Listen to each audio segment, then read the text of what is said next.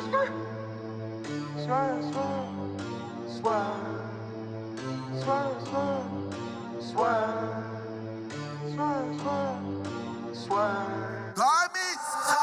and welcome to Spotlight, the official podcast of GRAPPL. I'm Benno. I'm JP. And I'm Gareth. We managed to get Gareth back again after a critically acclaimed podcast last week. Gareth couldn't let you escape. We had to do the follow up. We had to do the sequel as we go from the state of AEW to the absolute state of AEW. I don't know. Actually, I don't know what your thoughts are, but yeah, great feedback last week, Gareth, for the show. I think you were expecting pelters, mate. You got some supporters out there. The Gareth fans came out.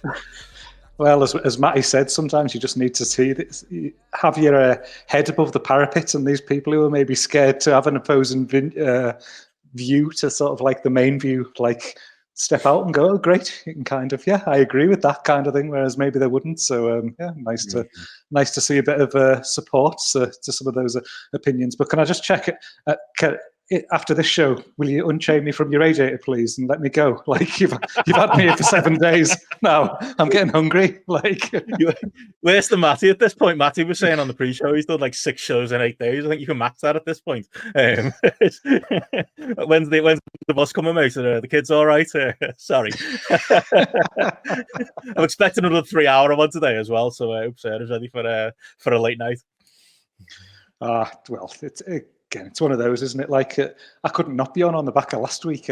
Last week, obviously, where we did the full breakdown, and then you sort of everything that we talked about feeding into this pay-per-view. Like I'd have been going to miss it to be honest. So yeah, it was good just to kind of like sit back on the back of that, kind of stew over everything that we talked about, and then see how right people were about certain things. Maybe not necessarily me. I don't know.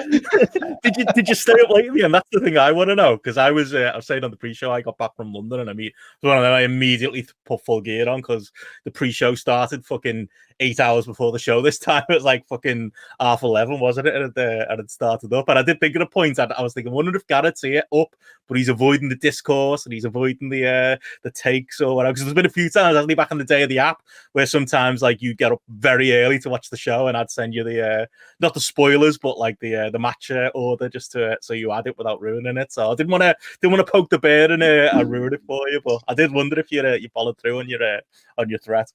No, it was. I was struggling to stay awake at like 11 o'clock the night before, and I was just like, I knew Sadie's footy was getting cancelled first thing on Sunday morning, so I thought, fuck it, I'll just set the alarm for 6 and just get up and watch it then. And somehow I did get up at 6 and started watching it, and I was still watching it at dinner time. Like I was thinking, fucking hell, there's no way on earth I would have made it. Like if I'd have sat there at 1 and tried to make it through the night, the length of that was with the pre-show and the main show and things. No chance on earth if I'd have got there. So I made the right decision, I think, all in all.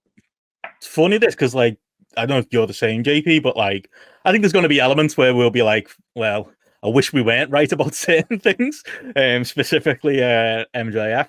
Guessing what Garrett's take might be when it comes to the angle that's taken behind you for our dear video viewers. But like, it proper took it out of me, this pay-per-view. Like Sunday, we recorded on the Patreon. We did the ROH show with Sam Mulvaney, which was just like an oasis. I was so happy to not think about this pay-per-view because it probably put me down in the last couple of days. Like usually I'm looking forward to these shows, like, we're gonna break it down, or like the pay-per-view will finish and it's been fucking 6 hours. But even then, usually I'm like, I can't wait for Tony Khan's conference call. I want to watch that. Like I want to take it all in. That was just fucking just the idea of that was exhausting, and the things that came out of that were exhausting. Like, I think it's the least I've been excited. I'm not excited to do this because I've got a lot negative to say about a show that had a lot of good things in it too as well. Like it's just, I feel like the weight of it. The only thing that got me through that pay-per-view, JP, was the Discord. Genuinely, this isn't a plug. Like we had, it was quite a funny chat that was going on live with it, and there was a lot of hate watching going on. Don't get me wrong, but it was kind of fun in the end. It was kind of like the anticipation of what's going to happen next. Like, is MJF going to break another one of his legs, and there's going to be a fucking, you know what I mean? Like, here comes the ambulance. Here comes Stone Cold Maxwell, Jacob Friedman. It was just like we were all kind of piling on, and that was the only way to enjoy enjoy it. I think I can't imagine being one of you guys, JP, and getting up on Sunday morning. And I did see our group chat where like I could see the different points you were at in the show as you got more and more frustrated as it went on. Ah, mate, yeah. But this, obviously, I fell asleep during the pre-show, which is quite a common occurrence with these shows. That's as far as I can go. But yeah, I have to say, I was really grateful of recording that show last night and being made to like immediately effectively watch like a load of like Ring of Honor, which normally is a bizarre thing to say with this company and how it is at the moment, to kind of wash away what I felt about the ending of the show. I don't think I've been this pissed off about an ending since Lost. I won't lie. Yeah. Like I seen that, and that's the problem, is you take that with you as you do when you're watching kind of anything for it. Because like you, I thought to myself after last week, maybe I am just a miserable shit of a man who's just fucking moaning about everything on here. And it's better. What the fuck am I expecting? I'm spoiled for choice. Here's some brilliant wrestling. And yeah, it's it's wrestling, for God's sakes. What the hell is my expectations of this? Like, I'm expecting fucking high art out of it. Yeah. And I think the problem is I just, at the end of this, I just went, they've made me feel like an idiot again. They have, haven't they? They've made me feel like an idiot, and I haven't been like had like an ending delivered. We're gonna get into the show because there's stuff that I kind of really like. It's almost like I erred on the side of positive when I was making notes, because I watched the whole thing like on spot. I just did what Gareth did. Basically got up about 7 o'clock. It's handy when you got a small baby. Get up and go, right, we're just gonna plow through this show. And even Vicky watched a fair amount of it as well. And it was just like, okay, we're just gonna have it on and we're gonna do this. But like by the end, I felt actively fucking angry, and I don't think I should ever feel that way about a pay-per-view. But yeah, I was laughing so much because in our chat, like you said something like I think Matty said something like, mixed bag of the show, no spoilers. There was something, and then you said like, I'll let you know. I'm just about to watch the main event. I'll let you know, and then I'll have a clear direction of where they're going. And I was just sat there chuckling to myself, just thinking about like. You going into the main event, this mindset, I'm still open-minded, let's see where they're going and things. I was just like thinking about the active fume going on in your house at that point. Like, I mean, I think for me and JP, I don't know what's the phrase, our expectations were low and you exceeded them. We kind of when it comes to like the MJF character and stuff. But let's start hot. Let's go right into it. Like, we'll go through the rest of the pay-per-view and stuff, but it's colored the entire show. It's coloring all of the conversation coming out of it. That's mine and JP's kind of reacting to it. And this, I think what people are waiting for is like, how, Gareth, you had the glass half full, and you weren't wrong about a lot of things you said last week. I don't think there's any kind of, I don't know what your take is, but I can't imagine there's any reason to take back any of the things you said last week. But MJF, I would guess, maybe pushed you. I mean, what's your take, Gareth? Stone Cold Maxwell, Jacob Friedman, and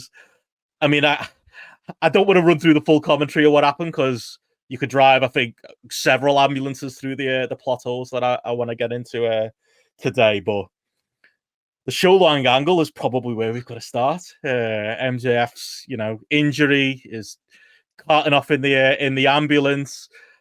Adam Cole taking his place in the match because apparently AEW were going to give Jay White the title. No, the company that does interim title matches. No. They're just going to give the belt to Jay White.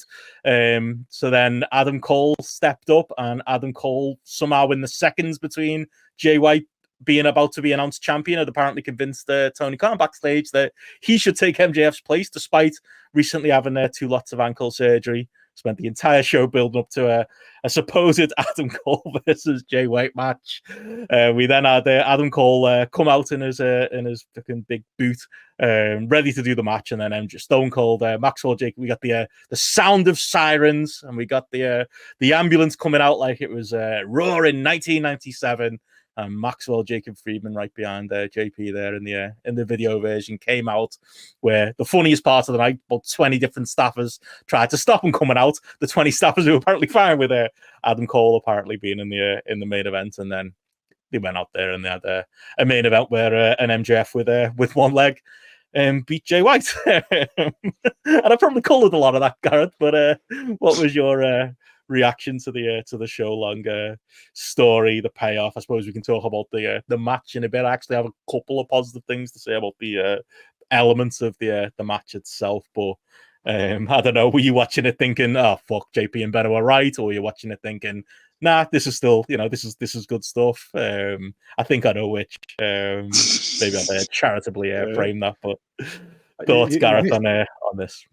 You missed the bullet off there as well about Adam Cole being cleared to wrestle in the world title match, but not being cleared to wrestle in the tag team match at the start of the show as well. Just another. Samoa Joe doing a reverse Homer Simpson back into the bushes. Like, I thought he was supposed to be protecting MJF. Where'd he go? There's a lot of them. Like I say, you could drive several ambulances through the potholes.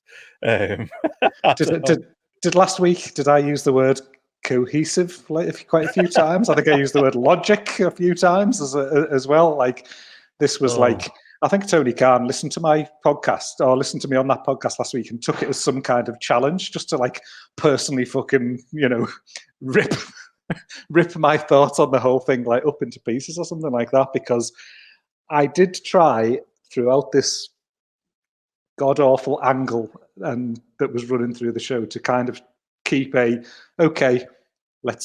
let's see the payoff. Let's see what happens at the end of the show. Let's how they try and like work this and make it make sense in some way. There's got to be some kind of thing that happens here with Adam Cole. There's got to be some kind of thing that happens with the Devil or something like that. There's got to be something. There's got to be some element of a payoff in some way that makes what has happened on my TV screen throughout this pay-per-view matter in some way. But it's literally nothing at all happened, did it? It was just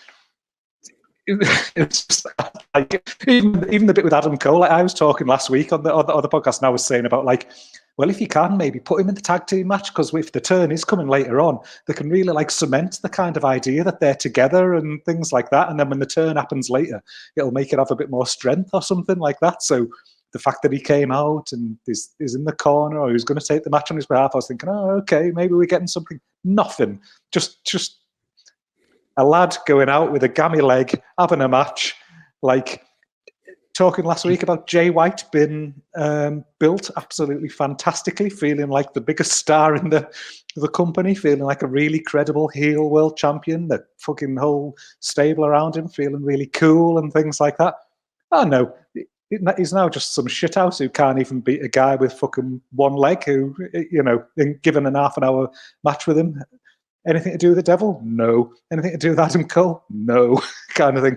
Just like, I don't know why. I don't know what their thought process was on this. I don't know what they thought we're achieving here from start to end of the show, because they didn't achieve anything constructive. It was delivered poorly from a creative and executional standpoint. And then they sort of actively did damage to, like, arguably the guy who's been the best actor in the company for the last 6 weeks. Just mind-blowing, absolutely mind-blowing. Especially when you've had an open mind to it, like, kind of as well, and tried to kind of, okay, let's look on the positive. Let's kind of, see where they're going with this. Unbelievable, like lowest levels bad. It's it's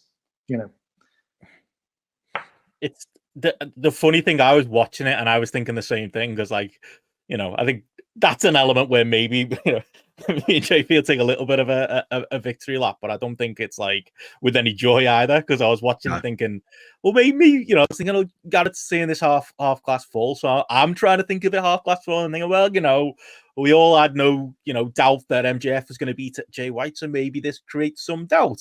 And it's like, we were talking about it on the Discord, and I was like, even me, I was like, oh well, maybe there's a possibility now that Adam Cole's actually not injured, and that's why they're doing this, and it's a way to either get the belt off MJF or somehow get it onto Adam Cole. It'd be shit, but it would make, I could understand the thinking behind it. And then there's another part of me thinking, oh, well, maybe it's like, yeah, this is how they get it onto Jay White and MJ, and this is Adam Cole doing this, and he's going to be revealed as the Devil. Like you said, the biggest kicker of it was none of that. They couldn't even give you that. It was just, it was like you've just alluded to there, like the absolute worst tendencies of MJF come to life. Like, I think been hammering the point home. Like, the lad's just got no filter and too many ideas. Like, he wants to be everything. He wants to be Stone Cold Steve Austin. He wants to like, you know, be the tag champions. He wants to do this high comedy. He wants the show to be built around him. He wants to beat Jay White with a gammy leg.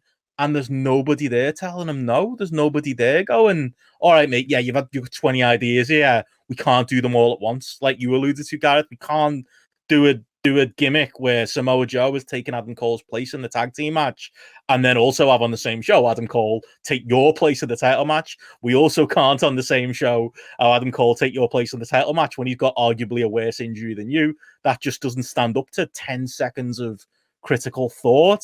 We also can't do that on a show where I think the funniest part of the night, because I'm sure we're gonna like have a lot of positive to say about Swerve Strickland and Hangman Page, and as I said on Twitter this week, burn down the whole company and build it back up in their image, in my opinion, like based on how good that match was. But like after we'd seen all that violence, like it was so funny going from that to maxing his owie leg, being like, oh, you know, like it's just like that's the most serious thing in the world. So it's not even like it wasn't even enough for that either, and it was.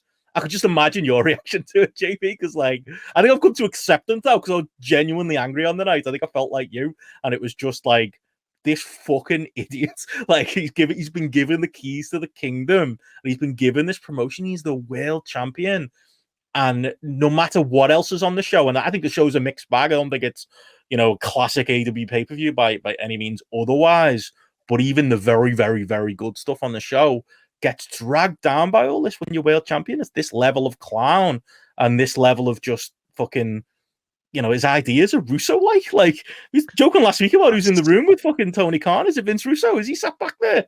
Because this was just fucking, like, there's so, again, we haven't even got into the holes that you can pick into this. There's so many holes you can pick into this that doesn't even stand up to 10 seconds of scrutiny. It's fucking schoolyard stuff, JP. Oh, fucking hell. I mean, I just want to say, like what Gareth said, like almost, I just like verbatim. But it made me angry. The thing is, I don't have enough time in my life to really hate watch stuff.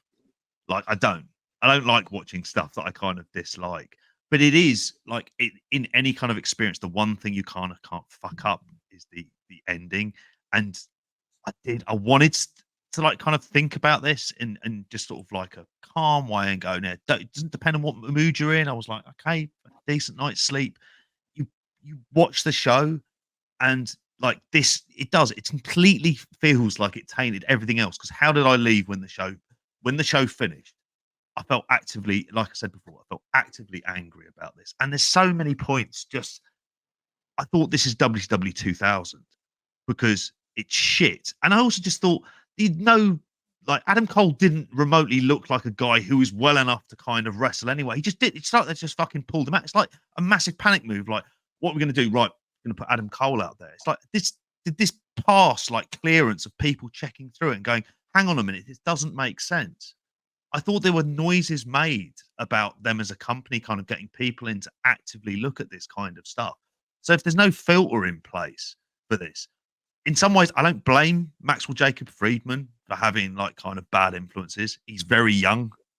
Like, you know, if you just watch the diet of action films, if you ask me what would make a great film when I was 19, it'd be some fucking Arnie fucking hybrid film, wouldn't it? Or something along those lines. I don't expect him to have good ideas, but you expect the people around him to kind of go, no, we can't do this. It doesn't make any logical sense. And it's just, and as Gareth said, everyone was just actively hurt by it. He came off worse. Jay White came off worse. Adam Cole comes off worse. Everyone like associated with it. And again, it's the thing about, I don't want to have the worst kind of thoughts that I feel about AEW in terms of not making any narrative sense at times, just sort of coming true in front of your eyes. And it just made me feel bad about the show. And that's gonna taint a review, because there's gonna be stuff we're gonna go into and go, actually, this is good. This is an interesting direction. But like you say, can't help but walk away and feel negative about it. I think for me, it's just that fact that you go to all that trouble, everything that they ran through with this show long storyline and like the different facets to it, and there wasn't a single seed of positive story progression. And like one of the things I talked about last week was the amount of people who are sort of in this MJF universe, and there's like different facets to it there. You've got the Wardlow stuff, you've got the Joe stuff, Cole, the Devil, you know, there's bit part players on the side and things like that. was nothing. There wasn't a single breadcrumb of anything that took where you were when you watched the show from the start to, I need to watch Dynamite on Wednesday because because this was revealed or this happened or something like that. It was just, you had a guy at the start of the show who was scheduled to be in a world title match. He ended the show in a world title match, and nothing progressed around it at all in any way. So it was just like, you're literally just where you're at. And like I say, Jay White's had his bollocks cut out from underneath him. So basically, so it's like I say, it's taken breadcrumbs away. It's regressed like that particular storyline and that particular character. And that's the most frustrating part for me. I could take it if the match was shite. I could take it if there was the execution of things wasn't as good as it could be, or maybe it wasn't quite to your tastes or something like that. But to go to all that trouble and effort that went into this to make it a central theme running through an entire pay-per-view, and it literally just be meaningless, like by the end, just pointless, absolutely pointless. That's the thing. Even the people who are enjoying it, even the people who are invested in it, you could feel it in the finish of the match because everyone's like, "Oh, that's it."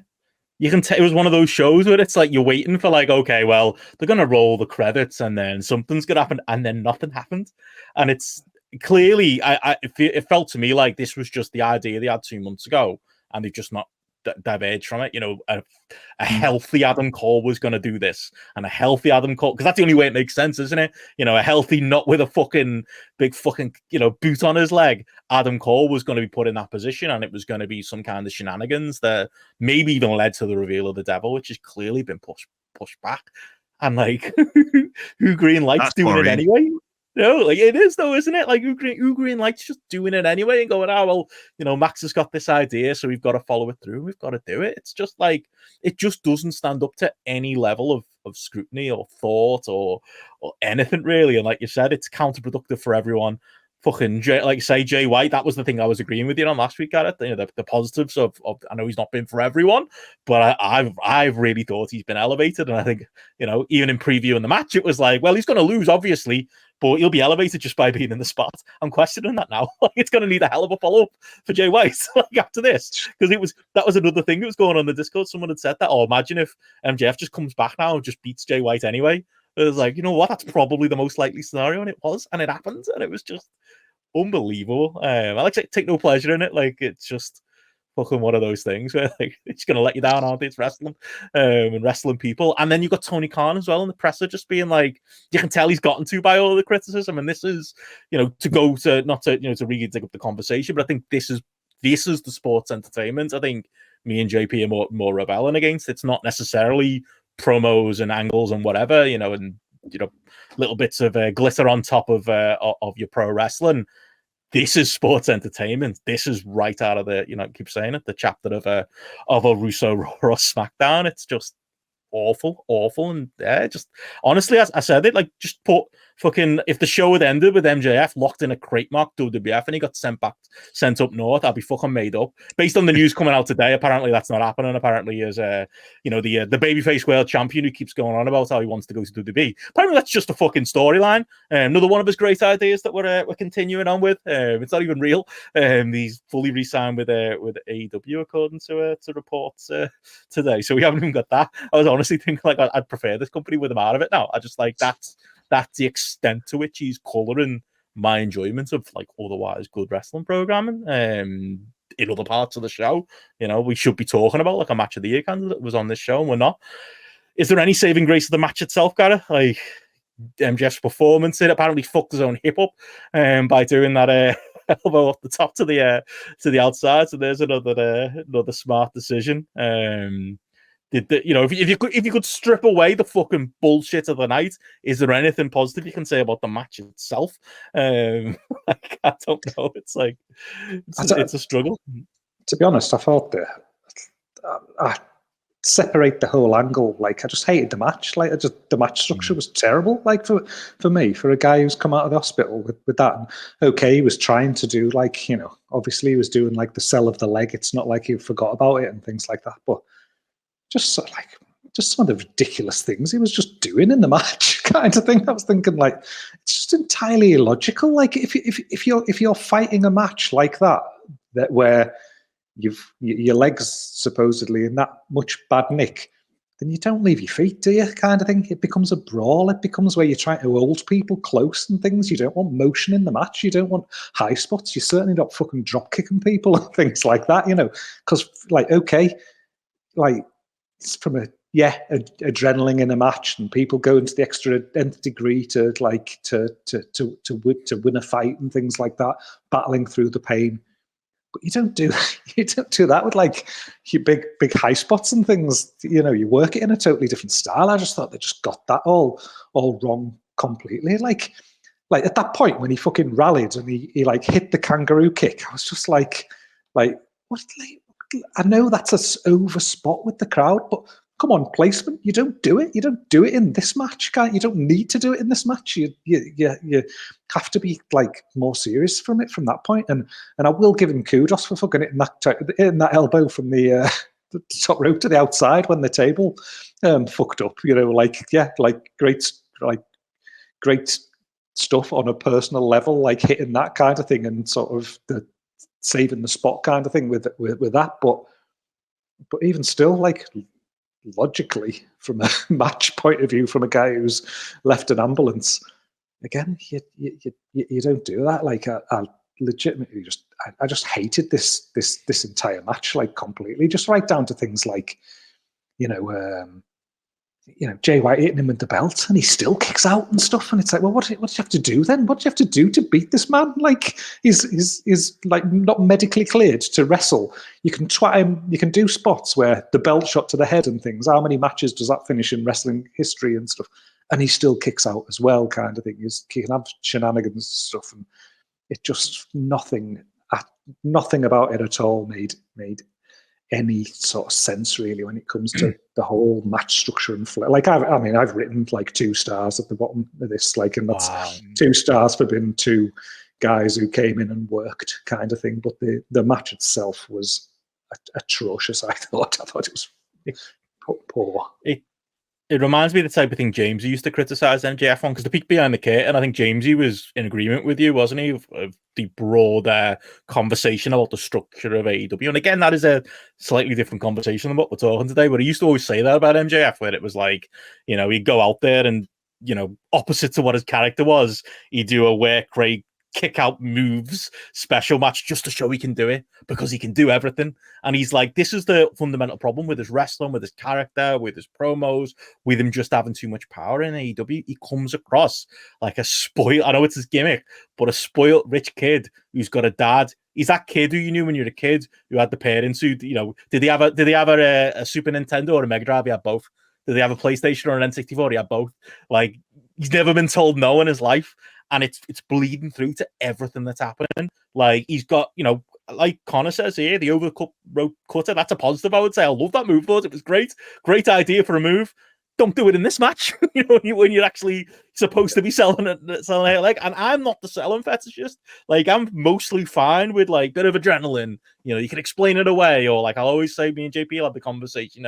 In UFC, people don't walk around like the legs falling off. They pretend they're not injured and they fight through it, and they don't want to draw attention to the injury. This was way above and beyond that. It was just MJF and I had an idea, so he did it, and that's him all over. And he's got a dad, JP, who's just never, ever going to tell him no. And this is the result of it. This utter shite. And yeah, the match itself is reflective of that too. And just has no... I heard Lander say it on Voices a few weeks ago now, where he was talking about how, like, MJF had, I think his original pitch for, like, this feud was for him to go through the entirety of Bullet Club Gold, and then at the end of it, like, win. It was like he beat them all one by one, and then he'd finally end with beating Jay White. And it was like, Max, like, what about, like, the credibility of the people you're going through here, mate? And he just hasn't got that thought in his head. And that sounded ridiculous at the time, but it's basically happened now. We've done it. We've completed it. And that's how this match was laid out. It was for Superman MJF with no consideration for the rest of the roster, for anything else on the show. Just for, he's getting his shit in. He's like an indie wrestler. Like, that's what he is.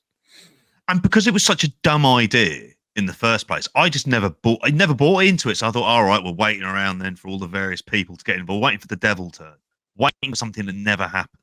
Yeah. Like in the worst possible way. You're waiting half an hour. And I remember looking at the running time going, oh, that devil stuff must take about a good 10 to 15 minutes. Must be really, like the end of the all out pay-per-view. We had Adam Cole and Bryan Danielson. And I thought, okay, so it's going to be like a really big angle. It's going to involve loads of people. It just went on and on and on. And then he was doing like the kip up stuff. And I was just like, I was bored. I was bored because I didn't care about the storyline. I just wanted it to kind of reach the conclusion and think, okay, what's going to be the driving force for TV? And then we got nothing. It was like the worst of all possible fucking scenarios. So, yeah. Sorry. No, I was going to say, but then you look ahead, right? And you think, so even for MJF, looking ahead, he can't win forever. He has to lose at some point. Yeah. And he's been in a match here where he's hospitalized and he can still go half an hour. He can get it with a belt and he can still win at the end of it. So when he does lose eventually, what are they like what damage does that then do to him when he does lose, kind of like, because he's going to look weak. Someone's literally going to have to fucking drive over his face with a truck or something, aren't they? And just like park on his face, and then someone hold his shoulders down for a 3 count or something like that. It's just it doesn't leave his character much room for maneuver because he's succeeded in a scenario like this ridiculously half an hour after a half an hour match, like. Where does he go? Yeah, there's feuds set up, but like you say, you get stuff like the Samoa Joe stuff, which just again, there was a reason for him to kind of get involved. You could have had like the crazy bells and whistles near the end. There could have even been that kind of low rent enjoyment of it, but he didn't even go full blown TNA, which is even sadder. Like it just sort of they ended up having a match and ended up winning unconvincingly, and then that was it. So it was like, at least Jarrett throws in a few fucking guitars and some silliness. Jesus Christ. We haven't even got that to hang our hat on. So yeah. I'd be with Gareth like 2 stars. This is one of the times, and I've had very high praise for MJF improving as a wrestler in big matches as well. And it was just in a way to all of this for a very story-driven show, which I was kind of accepting of, that we weren't going to get the levels of kind of match quality that we usually get off a pay-per-view and the other stuff that we'll go into. Like, not only did the main event not deliver in the ring, and it had the worst story of everything on the show. And that's including people who are clearly fucking nuts. You're mute, Benno. Well, you can tell a version of this story without it being, what it was. Like there's MJF who's doing too many matches. Like there's a nugget of an idea there. Always trying to defend the tag belt at the same time as the world belt. What happens in real life? What happens if he gets injured in a tag match and that's going to put your main event in jeopardy? But you could have done something with there. Like you could have it didn't need him fucking in his ambulance like screaming to Adam to do something about the title in like the worst melodrama acting. It didn't need the company to be made to look a fool by apparently is this a rule now? So Jay White's stable can beat up his opponent to the point where the opponent can't make the match, and therefore that means they're going to put the belt on Jay White. Is that how logic works? Is that come on?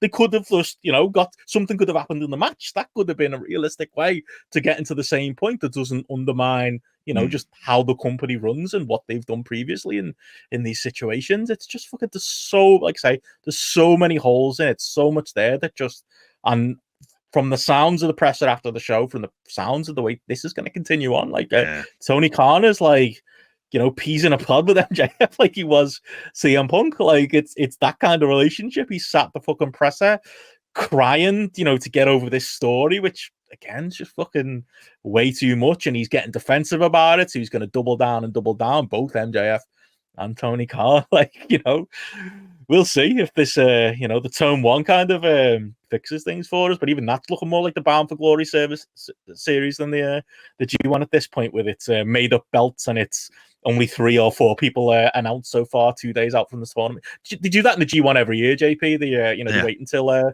2 days before the show, or they just start running G1 matches without even knowing who's in the rest of the tournament. Like, I'm sure probably this will age badly, and while we're recording, Tony Khan's probably going to put some graphics on Twitter, but he's lost that benefit of the doubt with me. Like, honestly, I could see that happening. I could see this tournament starting without us knowing who's even in it. Like, genuinely, that's the levels we're at here when it comes to this attention to detail. That's how low my expectations are for them. And like I said, I came out of last week's podcast maybe questioning things a little bit and going, I agree with Gareth on some of the bigger picture planning and stuff. Let's give them the benefit of the doubt. Let's get through this period. Let's get through this pay-per-view. But yeah, that's what you get for trusting these cunts.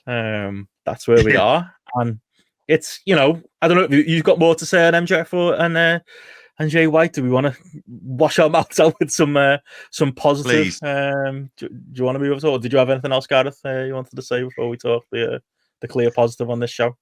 No, I mean, all I was going to say was with the taste, I think that's left in the mouths of people who were even probably more positive towards it, like me and other people out there. Like, it feels like for this particular storyline,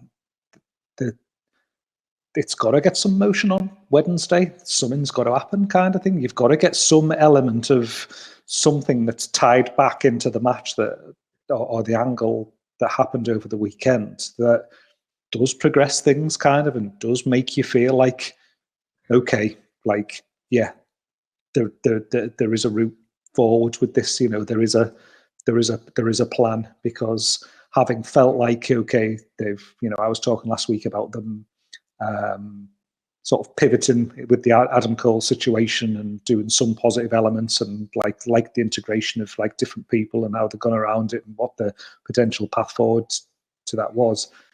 This just felt like a mess, no plan. This felt like an hour before the show, coming up with a fucking angle that can run through the show, and it just felt to me like this flies in the face of everything that I've personally felt was positive about what they've done with MJF over the last, while not perfect, that had been positive over the last sort of 5 or 6 weeks. So, like, to me, Dynamite needs to have something that pulls this back in some way. In some way, there's got to be a big, there's got to be a big element that either involves the Devil, that involves, Joe, or there's got to be something that makes this feel like it's suddenly got a bit of accelerated, motion and direction into it from a storyline standpoint. Because otherwise, if this just becomes MJF promo holding pattern or something like that, then you are looking at it going, do you know what? There's things I like on the show, but this, wash your hands of this, and you've got no sort of expectation that it's going to be delivered to any real positive conclusion. It started to feel, I think you alluded to it there, Benno, is like the having the idea in the head about where this MJF Cole storyline was going, and they've just tried to hold and pattern it now with what they've then thrown into this pay-per-view, because that was their idea for this pay-per-view, and it's become a stopgap with nothing happening on the back of it, probably, while they try and just like stopgap until Adam Cole's fit and healthy enough to do what they want him to be able to do to progress this storyline. So yeah, it felt like all filler, no killer, that one. So at some point you've got to cut bait, haven't you? And that's the thing. Like, they're sticking to an idea till it becomes a fault, and we're past that point. And the biggest thing is, I've just got no confidence based on Tony Khan's comments and just generally what we've seen so far. There's going to be a change, and I agreed with again what you were saying last week about some of this shite. Tony Storm, who I don't like, and other things I don't like on this show. It's only part of the show, but when it's your world champion, it just colours the entire promotion, doesn't it? And yeah, I think we've passed the point with it, because we should be talking about a match of the year candidate that was on this show. It's Swerve Strickland and Hangman Page. Like, I mean what I said before, JP. Honestly, I would if it was me, like, I think I'd be like, "Oh, MJF, your hip's bad. Oh well, we're putting instead of having the fake titles that they've decided on this tournament, we'll put the world title on them. You know, big Swerve and Hangman, the final, and we'll just move on and we'll build the company in their image." Because fuck me, how good was that in comparison to how bad the through line was through the show? Like, those lads went out there and just like, these are stars. Like, again, I had misgivings last week about the the story and the home invasion stuff like that. It was a distant memory. Again, I think I said before the match, I was like, you know what, I'm gonna turn that part of my brain off, enjoy, because we've got another angle of Dynamite since we last recorded, and more like fire from Hangman Page. I'm gonna enjoy the fire from Hangman Page. Promo. I'm gonna, brilliant. When he's in that zone and he's motivated and he's angry, you know what? I don't care what's caused the anger. I'll let that go because the execution is so fucking good. And in this match, like, I think there's an argument for, like, we talked the Lucha Underground match, didn't we? The Kill Shot and Dante Fox one. I think Strickland might be one of the best deathmatch wrestlers of all time, because and Hangman Page isn't far behind them, because it reminded me of that. Remember and I think we're back to that point with Hangman Page, the Moxley match last year, when it was like, oh, okay, now we're going to push on. Hangman Page is going to be a threat again. And then he disappeared off TV for 3 to 4 months or whatever, however long it was.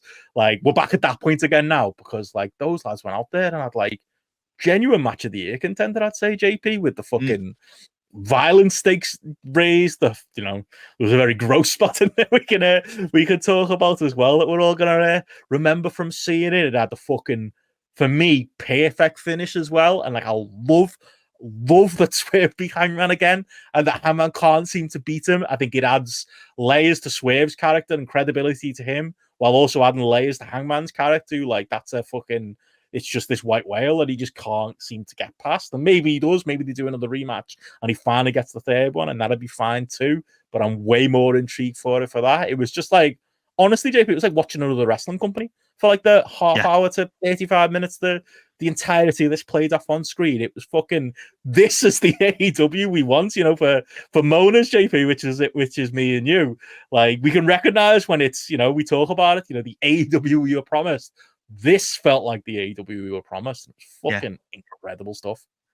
Because as gross as it was, there was a reason for this. Like, even as stupid as the storyline, all the criticisms we had about the home invasion, you think that should make someone really fucking angry. And guess what? Yeah. I believed Hangman Adam Page was really fucking angry. And he demonstrated it. We didn't get the big fancy intro. Straight in it. The things that you often think about in these matches. It's like, why are they kind of trying to eye each other up? They're meant to fucking hate each other and have a blood feud. And this was just the dictionary definition of blood feud. I'm just looking at a couple of the notes I made it on here. This is what heated is meant to look like. This is the kind of levels that, in some way, if you want to have a killer feud. And it also goes to serve how all the stuff, like, they're talking about, like, MJF getting hit, reference it again, getting hit on the leg 3 times. Like, and that's fucking taking him out of the main event. And then there's this going on at the same time. It's like in a different universe. Yes. And yet it's OTT, but it's also the kind of characterization that I like. You understood why they were doing this. And there was a reason for 2 lads to piss blood. I often think of a comment that Joe made. We were just like 2 fellas in the back going, yeah, fancy a bleed? No, and just fucking slice their heads in that. And quite often that's what ends up happening with these kind of death matches. And that's what this was. I don't know why they added the Texas part, because they weren't in Texas. That seemed like completely unnecessary. And Hangman Page isn't from Texas, and neither Swerve Strickland. But there you go. But this was it from the moment that I saw that there was going to be there was a good dance with Nana and having the dancing girls as well, like the dancers out there with him, and it was fucking brilliant. It was just absolutely superb, and just ridiculously hot start. And then I think it was like just there's so much stuff. I've got the phrase "good AIDS" written down as well, which is a reference to Brass Eye, which it involves the idea of him when he was drinking his blood. Ended up thinking of that Brass Eye special, but then I'm going to let people have a look up and see what that is. But I just, the staple gun, just even every fucking aspect of that. I just want to properly, it felt like it wasn't like an excess of fucking tools and shit like that. And they were using, I'm just like barbed wire used properly, cinder blocks used properly. the pole driver on the barricade, which I often thought about in kind of moments when I was bored in watching matches over the years. I thought, why don't they pole driver now? They'd never be able to stand upright. Well, I had an answer to that question. I didn't expect to have it answered, but there we go. Because it's completely bonkers and like over the top and excessive, but it's all the more brilliant for it. It was fucking superb. And you're completely right. Just, these are the two lads. You've said this about Hangman Page for like the longest time. He should be the central character. And instead, basically what it feels like with MJF is there's like this fucking around with a cartoon character. And this is the thing that differentiates you. It's like a proper believable kind of character. And when he does beat Swerve, it's going to be fucking awesome. It also may signify a kind of double turn as well. I want these two to be career rivals because they're just fucking spot on and they work so well together. Loved this. It's whether or not there's a part of me, well, frankly, I've gone 5 stars on it.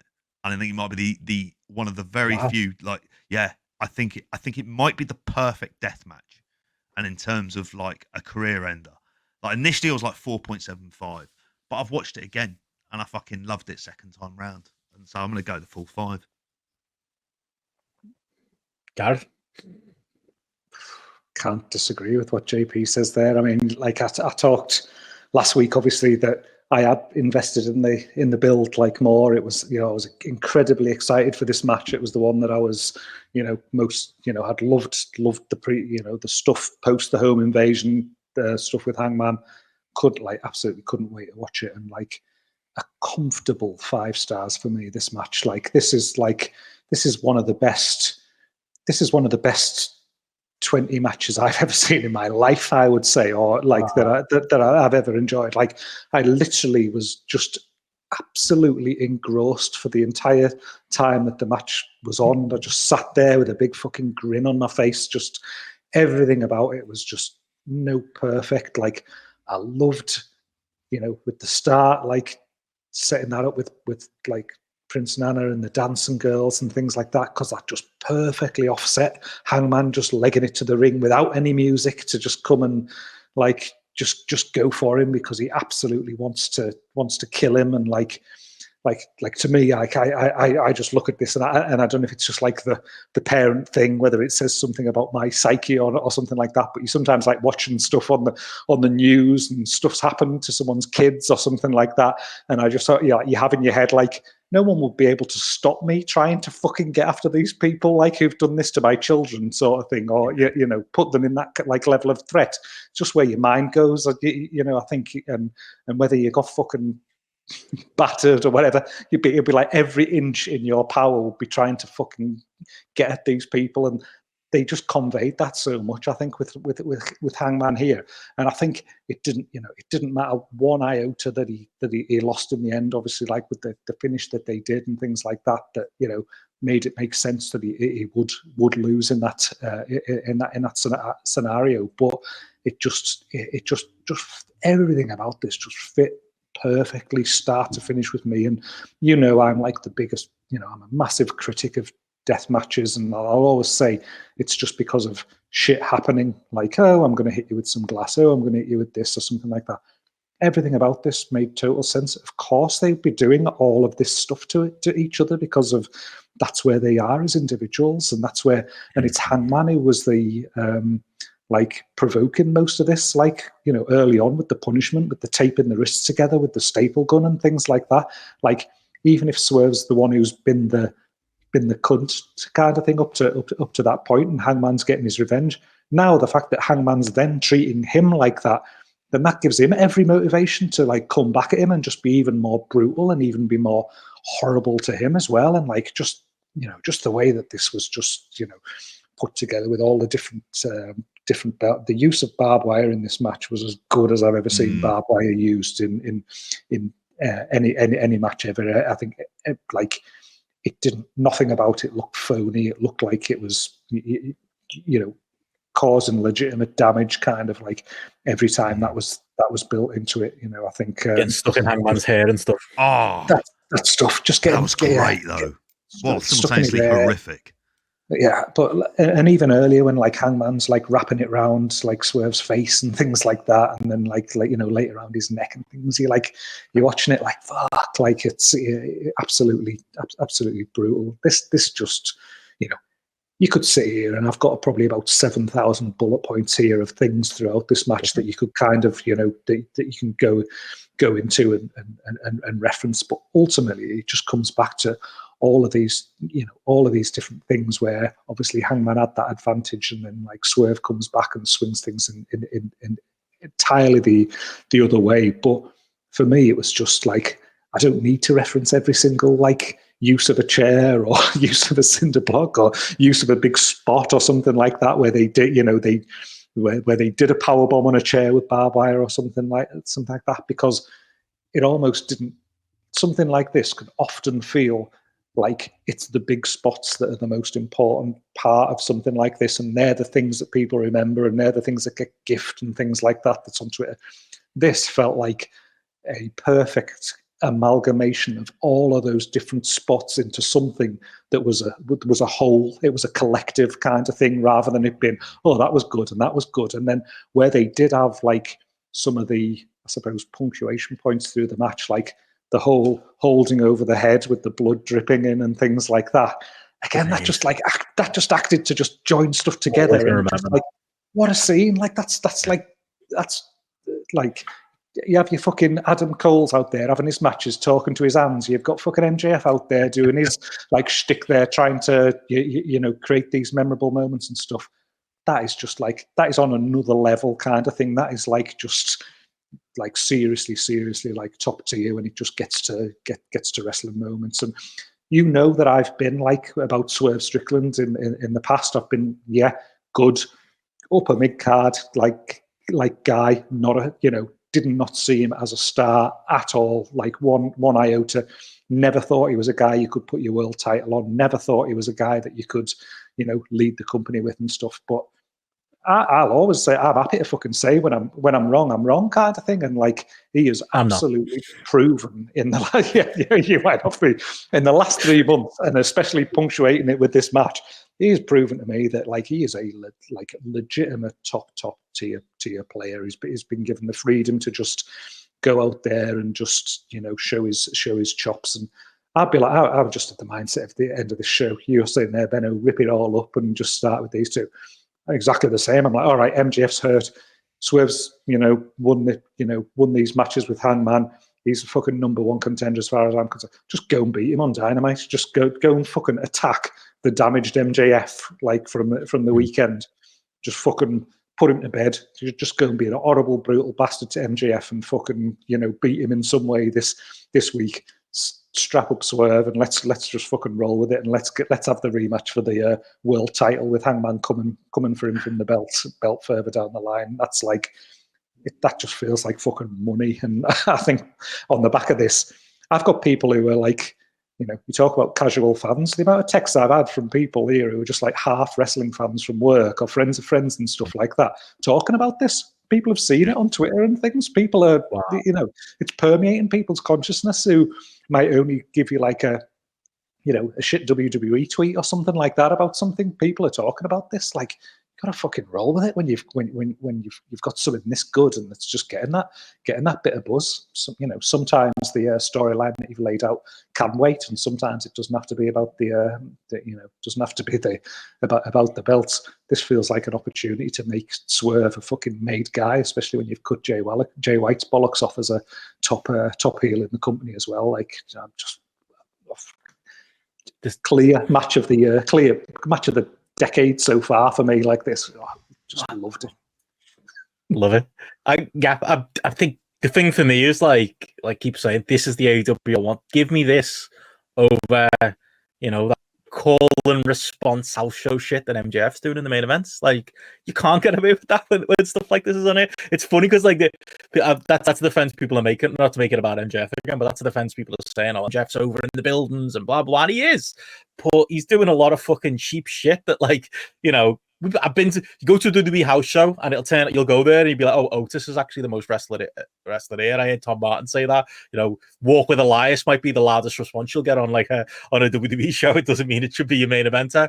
You know, like there's reasons why Randy Orton was the greatest house show worker of all time, because you get them in those live audiences. You can throw a couple of shall eyes in and you can go full fucking Brit-Res Butland, can't you? And you can get a live reaction, especially when you're an over character like MJF is. There's definitely still something to that, but like it's cheap and it's fucking, you know, several levels below that. Like we keep saying, it almost doesn't belong on the same card.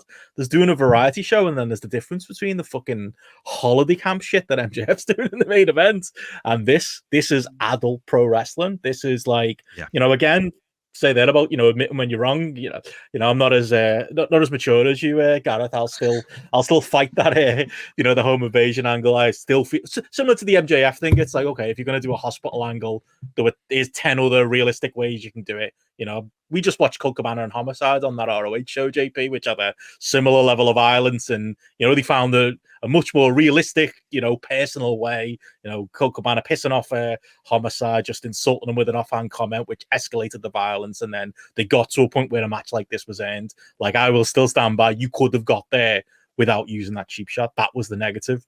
But did I think about it while I was watching this match? No, absolutely not. Because I was thinking about probably the best babyface in wrestling against one of the best heels there, and that's my biggest takeaway. Like I've you know, said a lot about Swerve Strickland, and I think I've consistently been like the high man on him pretty much since, other than Matty. Matty was the one when he was when he got signed by WWE. Matty was convinced he was going to get $1 million contract and win the Royal Rumble that year, because he'd seen him have some good matches in PCW Ultra or somewhere on the Indies.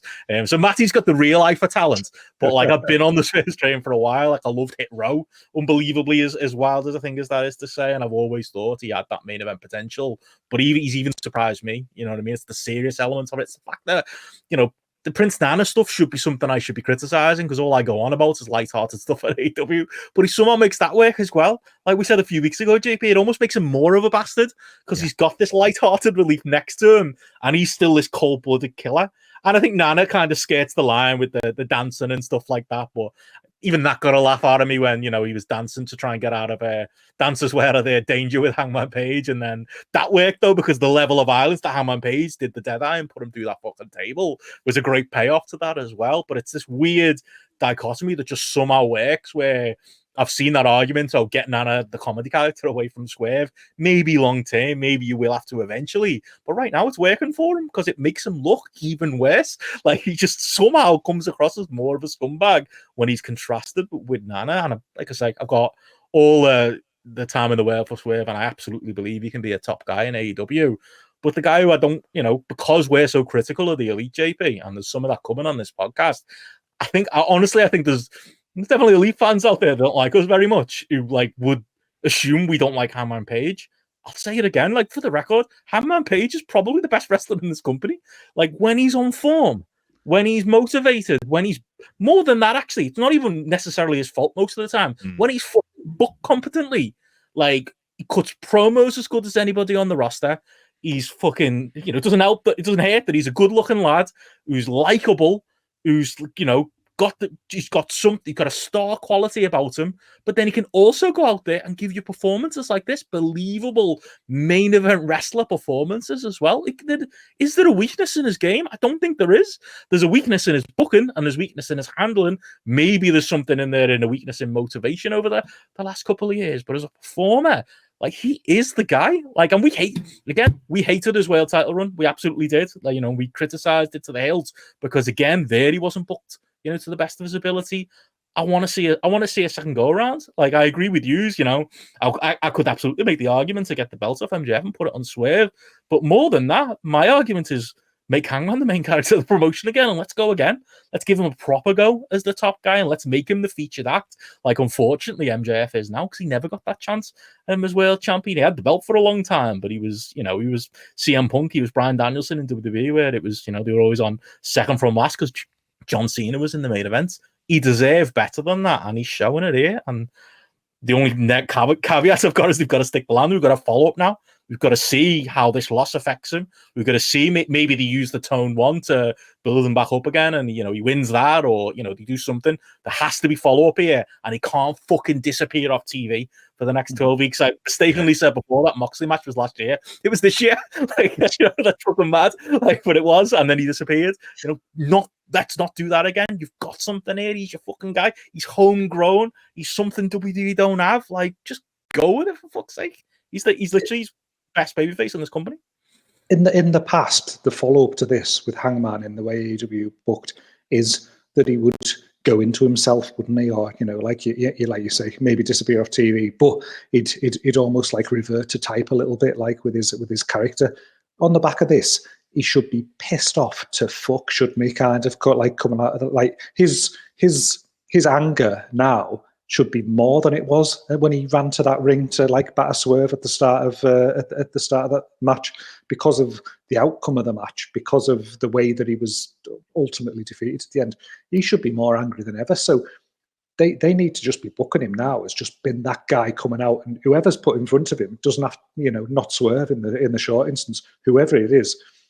He should just be going out, and they should just have him just fighting with that intensity every single time he comes out there, and killing people, winning 6-minute matches again and again and again after against credible opponents, just as he's working towards getting that third match with Swerve, when logically that would be for something like a belt, because that would be the ultimate thing, would be taking a belt off him or something. Not only have I beat you, I've taken this thing that's come with it as well. But they've got such an opportunity here to just be okay, all of that anxious millennial cowboy stuff's just out of the window now. This is just a pissed off fucking ass kicker who's just coming out, and he's going to fucking kill everybody who's in his path to get to Swerve again. And then when he gets to Swerve again, he's going to fucking kill him, and he's just going to be right at the tippy top of the card. Because I agree with you, he's Hangman this is the best act on the show, on the roster, and it's just been few and far between when we've been able to see this. Too often they've just fannied about with his booking, and they can't afford to do it anymore, like this. And especially when you've got a on the back of a match like this, where you've got two guys who've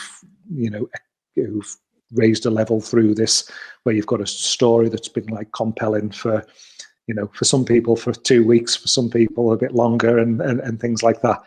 There's just an opportunity to just build and grow there. And if they fuck this one up, then that's when you do start to go, well, how many chances am I giving them, kind of thing, where you've given them, a benefit of the doubt for positive changes. Something like this is where they get the opportunity to demonstrate to the doubters out there, no, we have changed, because Swerve's going to be doing even better stuff from this. Hangman's going to be doing even better stuff from this. If they fail on this one, it's a bad miss. And just to say, J-Pop pulls me up there that when after the Mox match, Hangman was gone for a few weeks, but then he was on TV. He was just one of the elite in their feud with Blackpool Combat Club, when he was one of a gang, and he wasn't the focus. That's the issue. He was Ring of Honor 6-man. Fucking trios champions recently. What? They're the reasons why you worry about them not sticking the landing. They're the reasons why, all of this stuff you say, I'm I completely agree with you, but it also makes me scared, because is there a possibility of fucking this up? Absolutely. And that wasn't always something I felt with AEW, because you just thought there's enough common sense, brains in the room. But then again, we've seen evidence of them, obviously, going completely the other way as well. But yeah, let's run through the rest of this card. Then I'm with you, by the way. I go 4.75 on it. No reason I'm not going 5. That's just me a rating. It's not why it's not 5. It's why it's 4.75. Why did you rate it? God damn it! Loved it, and it'll be, if we were still doing the top 10 matches of the year, I think all our lists would be, despite our misgivings, 10 AEW matches, because there's not much else going on, and maybe Matty would throw a few Roman Reigns in, but it'd be in my list 100%. So I'm sure we'll be talking that in the Grappy Awards in in December. But yeah, we should talk the rest of the show and everything kind of else that happened. I suppose I'll go from the top because we can fly through a lot of this stuff, I think, and get ourselves back to where we kind of are with the main event and that match as well. We'll cover the pre-show later, but the main show kicked off with Sting, Adam Copeland, and Darby Allin against Christian Cage, Luchasaurus, and Nick Wayne. And you know what? Despite misgivings at the end of the show, I thought this was a fucking great way to start the main show itself. A little bit distracted by the bullshit that was going on in the pre-show that we talked about before, but like, give me this any day. There's definitely, I think, Copeland kind of disappeared into the background there and was one of a team, but it was probably the most I've enjoyed his presentation in AEW. Take that as a backhanded compliment, if you like, because the lads coming out. I don't know what I enjoyed more: Christian and his choir, Steve-O in the front row getting a bigger pop than any of the wrestlers did, or the lads coming out, and I'm always a sucker for this, matching jackets, matching face paint with the baseball bats.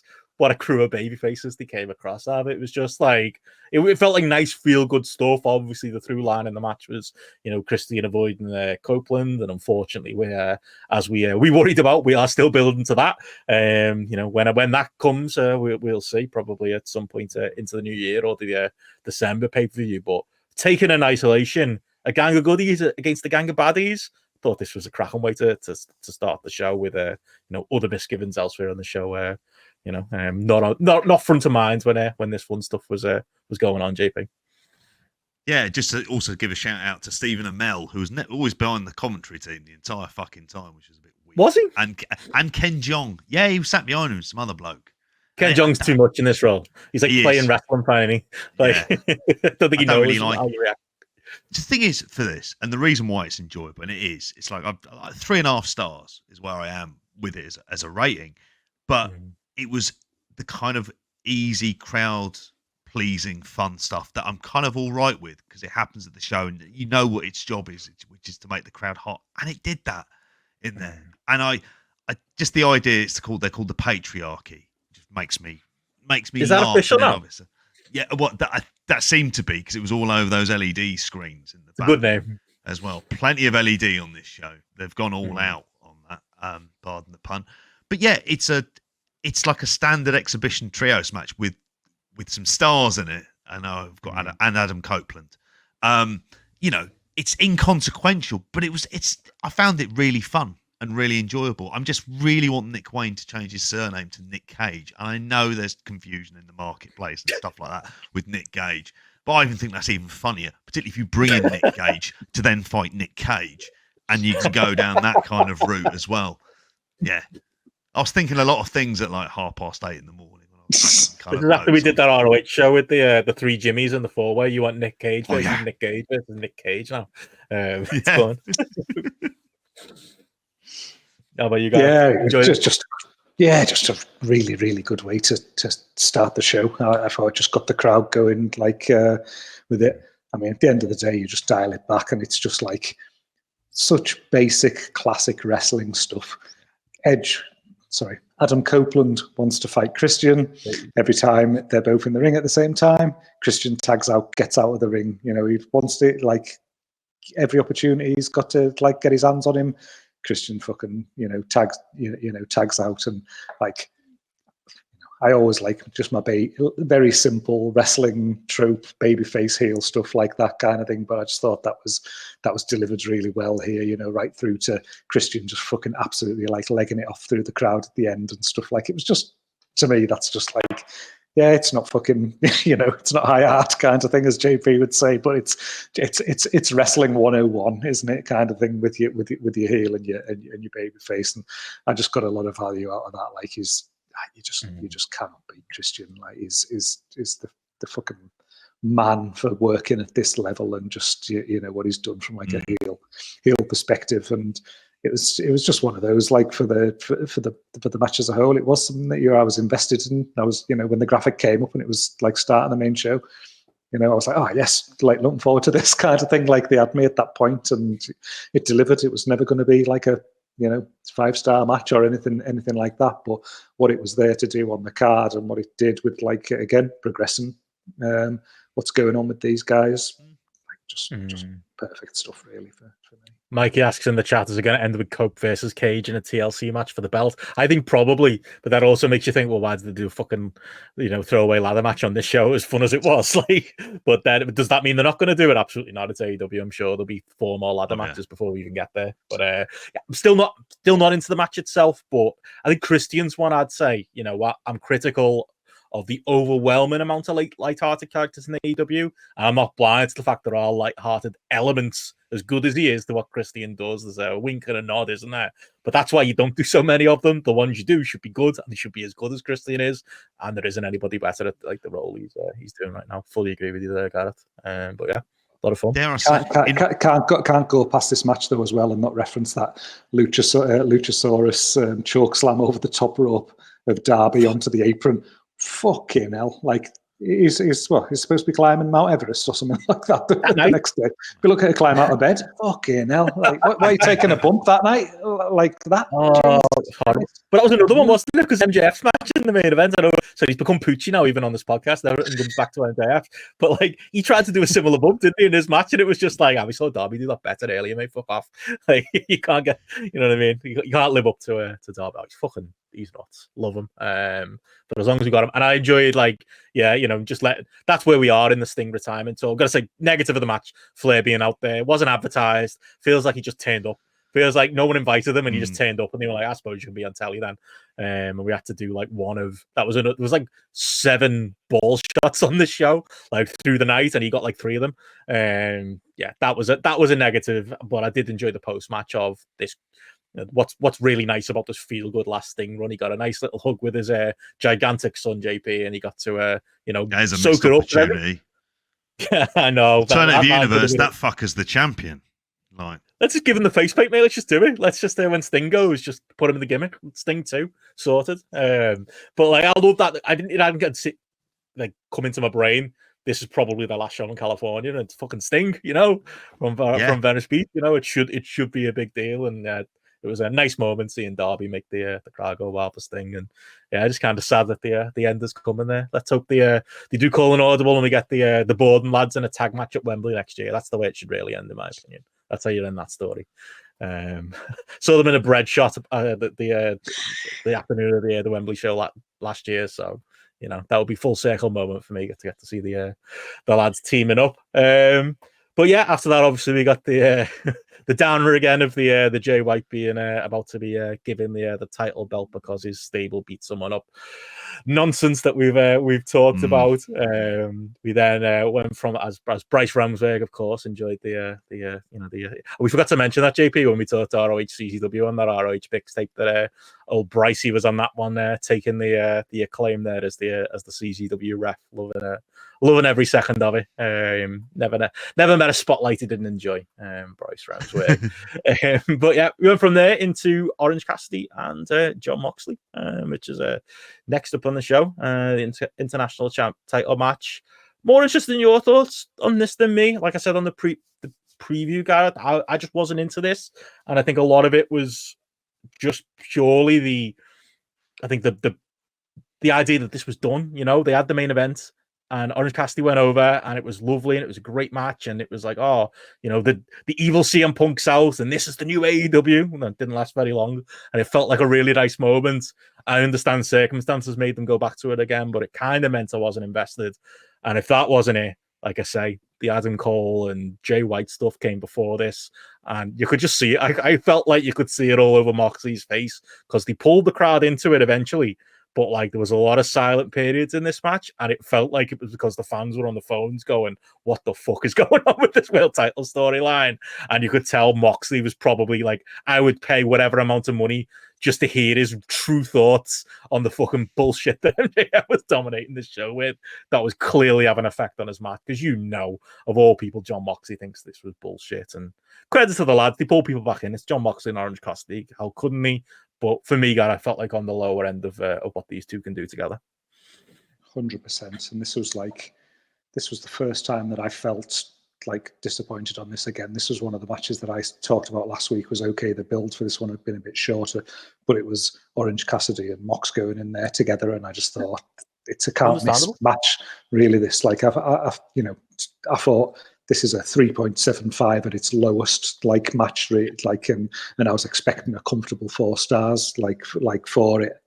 It just felt a bit flat. I don't know if because of what was to come later on in the show, like with Hangman and Swerve, they'd been told, tone it back a bit. You maybe can't be as like aggressive and things as I was maybe expecting them to go, especially with like sort of the switch of the way Orange Cassidy's been working of late. Obviously with Mox in there and the way he works, you always know that you get that sort of like level of aggression. Maybe you're right, Benno, and it was just like the crowd were just taken out of it a little bit because of what had gone before. But it just generally just had a bit of like flatness about it and things, and like even like early on where there was the spot there where they were like both on the top rope, and Orange Cassidy was sort of like fighting back into it and repeatedly headbutting Moxley, and Moxley bled, of course, kind of, but that just was, I don't know, I almost felt like the crowd was a bit like, oh yeah, Andy's bleeding now kind of thing, and like it, and so it didn't, the fire of Orange Cassidy at that point didn't feel like it sort of resonated with the crowd as strongly as maybe it should have done. And I didn't, I didn't like the end with the, I know that Mox on Dynamite, was it last week or the week before, it sort of walked through an orange punch, and it hadn't dropped him, and there was sort of like the commentator reaction was like, making a big deal out of that. And then how many did he hit? Did he hit about 6 or something like that? Like, he hit so many orange punches, and I felt like, in the same way that I felt like Jay White's bollocks were cut off in the main event, I felt like the orange punch had its bollocks cut off it here, like to some degree as well. I was just thought, if you get beat by that in the future, then you're a bum. I know Mox is a top guy sort of thing, and you've got to protect him to some degree to be getting beat. But this just felt ridiculously over the top, and for what's been quite a protected, move or finisher, it just felt odd. I mean, it was fine. I've gone like 3 stars overall. It was an enjoyable wrestling match that worked to a certain level and things, but way below my expectations, and definitely one that I was sort of like left just feeling a bit flat and disappointed at, really. I'm quite similar to you on this. I'm higher in terms of a star rating. I've gone to like 3.75, but considering that I went 4.75 on the last one, because I just loved the drama, and I think the bad vibes I got was obviously it'd come after that angle before, the one with Jay White, which I disliked, and it just, they'd rushed into it. It was like, with the benefit of hindsight, it's quite easy to say, well, why don't you wait another month, because you're going to need matches for the next pay-per-view. You could still keep that hot and properly build to it, because it deserves the build. And that's the thing about, like, it deserved better. They deserved better. It deserved a more prominent spot. Number 2 on this show isn't that place. And and the idea, like, I didn't like the finish, and it's not because I don't like Orange Cassidy's, because I was just like, this feels really anticlimactic, because it kind of almost is like, well, is that the kind, he beats John Moxley, the end. It's like, yeah, that doesn't a main eventer necessarily make. There are ways and means of doing stuff necessarily. It's like, you've done all this like brilliant work with him, and it just, I don't know, it just, like you say, you've got the weird bit with the silence of the crowd and stuff like that, and it's not like there isn't things about it that I don't enjoy, and I think naturally enough they're 2 really like top level performers for AEW, so you kind of expect it. But again, if this had been, it just feels like if it had been in like normally, if it had been in the middle of the card, where it felt like there was like proper breathing space, and you can have that kind of epic in the middle of a long 4-hour show, like, but it wasn't that. It was just like second place on the card. Yeah, agreed. I'll probably go 3.25 on it. Because there's still a flaw. It's still Mox and Orange Cassidy, but it just made me think, you know what, we had the best of that. Don't need to see them mix it up again. Post-match stuff with Hook and Wheeler Yuta bumping each other into or whatever. I suppose that's a nice way to set up that match. But yeah, my thoughts on BCC as a whole remain the same as well. I would just like to see Moxley get his teeth into something fresh again. He's another one. Maybe the Tone one will be perfect for him if they put him in it, and he could maybe get going again as kind of his own man and like just start a bit of a fresh lane, really, I think is needed for him. Coming out of that, next up, we had obviously we had a couple of announcements for the Continental Classic. We'll be talking that a bit later. I'm hoping news drops on that because Tony's leaving it very late. But yeah, Women's World Championship was the next substantive match here. Hikaru Shida and Toni Storm. Yeah, another one where I do think the work was mostly good. I just can't get away from it's the finish. It's the it's the Toni Storm character. It's the going into black and white after the match. I couldn't stand. More than that, though, I mean, I can probably live with that. As like bells and whistles to this character she's doing. I think where they've come unstuck a bit here, and I don't know whether you'd agree, JP, is I think for me it's is she a babyface? Is she a heel? Well, fans, it's like MJF, for all our criticisms and for me talking about, being a bit Pavlovian dog stuff where he's doing a lot of call and response and getting easy response from the crowd. He is still getting a response. It is over. Toni Storm is quite clearly the most over, wrestler in this women's division. This character, as much as it's not for me, is working for a certain, type of fan. Absolutely can't deny that. But I don't think they fully know what it is because, what part of the black and white movie character means that you stick a fucking metal plate up your ass to do your metal, to do like the Rikishi thing in the corner and cheat to win? It just felt, is that consistent with the character that she's supposed to be? What's 1920s about a metal plate? And that the fucking worst referee in the world apparently can't even see when it's actually hanging out your trunks to the point where you have to shove it back up there. It was hardly Bret Hart and Goldberg, was it, when it comes to a metal plate placement and that subtlety? Awful. That completely took me out of it, JP, despite, I've got my misgivings about the character in general. I think maybe Matthew, maybe Gareth is maybe a bit more charitable on that side of it. I don't understand that element of it, though. Why did she need to do that? Why are we a company now where we have to have these, again, it's what we talk about with these road agents, these over-creative WWE-esque finishes? It just wasn't necessary, I don't think. Yeah, because I think when going into this match, it was one of the ones where I was like, look, okay, the gimmick seemed to be kind of over. And the match was okay for the most part. I always feel sorry now for Hikaru Shida because it just never feels like there is a role for her and it's always going to be in this kind of position of whatever the new flavor of the month person is. Ultimately, they're going to be the one that she ends up kind of putting over as much as anything else. And I did laugh at the second shoe spot, which, again, this is all very silly, but I think I'd made my acceptance of this is a story-driven show and this is a direction they're going to go in with the women's division. And I would have thought, the finish to me, I always thought, Mariah May will do some sort of interference. Toni Storm can then get the kind of screwy win there in that kind of comedic heel type way. And people can go on and ultimately it'll turn face. And, there's all the various directions. But like I say, the ending was just dumb. It was just dumb, with the metal plate sticking out of her ass as well. And then afterwards, Mariah May gives us some flowers. And you're like, right, okay. So it's like they're doing different stuff with the women's division. It's like, but where this goes next, I have to say, I'm not exactly waiting on bated breath. And you also get kind of worried at times about how it's going to lean into this, what I've seen is apparently like an All About Eve storyline, which I haven't seen. And that's literally my job at the minute, is to kind of see this kind of stuff. And I haven't seen it. And I can't be asked seeing it.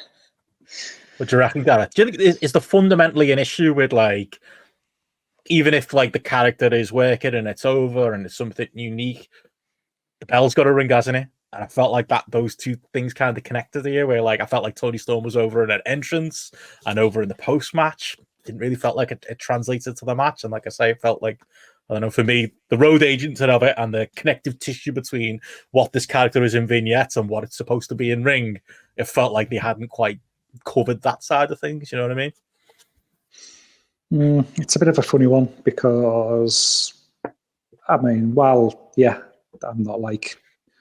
shouting for the hills that this is a great character, a great storyline or something like that, from my own cup of tea. Like you say, it is over with the crowd. And at the end of the day, like it or not, the women's division is going to be a mid-card act, isn't it? It's for what it is. it's not headlining shows or anything like that. It is a mid-card belt essentially at the end of the day. And then if you've got actually the crowd in the building and people, certain groups on TV like actually enjoying it and things like that, then there's that part of me that thinks like, well, so what? Like, okay, it might not be for me, but if it's for other people and they're eating it up and enjoying it, why not? Like you'd be putting fucking Rio and Serena Deeb out there having a fucking 4.5-star match probably, and there'd be people going for a piss or going to buy beer or something like that and not giving a shit sort of thing either. So we've had this world in AEW where they've had good women wrestlers out there putting on good women's wrestling matches.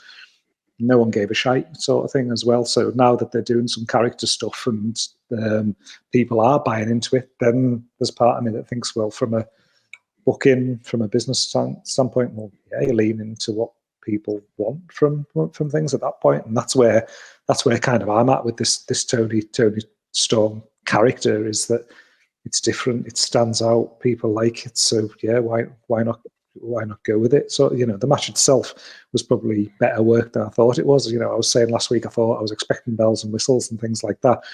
A lot of the the actual Tony's wrestling style in this match, I was sort of surprised that she did go out there and like wrestle properly and things, and it wasn't all kind of like gimmicky and things. Like, yeah, obviously there was the the shoe spots in there and things, and that yeah, I got a laugh out of like the using Sheeta's boot and things like that, Sheeta's shoe and stuff like that. That that was fine. I'm not going to be too asked about if the lights go black and white at the end when this time was Tony Storm's one kind. It's like, to me, it's just it's consistent. It just fits in from that point really. So like all in all, was it something that I loved? No. Was it something that I hated? Like, absolutely not. It was just it was there and it was perfectly fine and did what it needed to do as far as I'm concerned for where they're going with that character right now. And yeah, like is we're not working towards like 5-star women's matches with this character, but what we might be working towards is more into what we're working towards is more interest in the women's division, and got a Tony Storm 3-star match out of it. Yeah, sounds like Bones of Progress back in the day, doesn't it? All you needed was Ginny on the other side of the ring. How many of them did we see? 3.25 stars, Tony Storm. And Greg Wallace was great on the outside for all you MasterChef fans. Oh, he's fucking stealing the living that cunt. Both of them, actually. Next substantive match, we'll talk about the Continental Classic later. The tag team ladder match.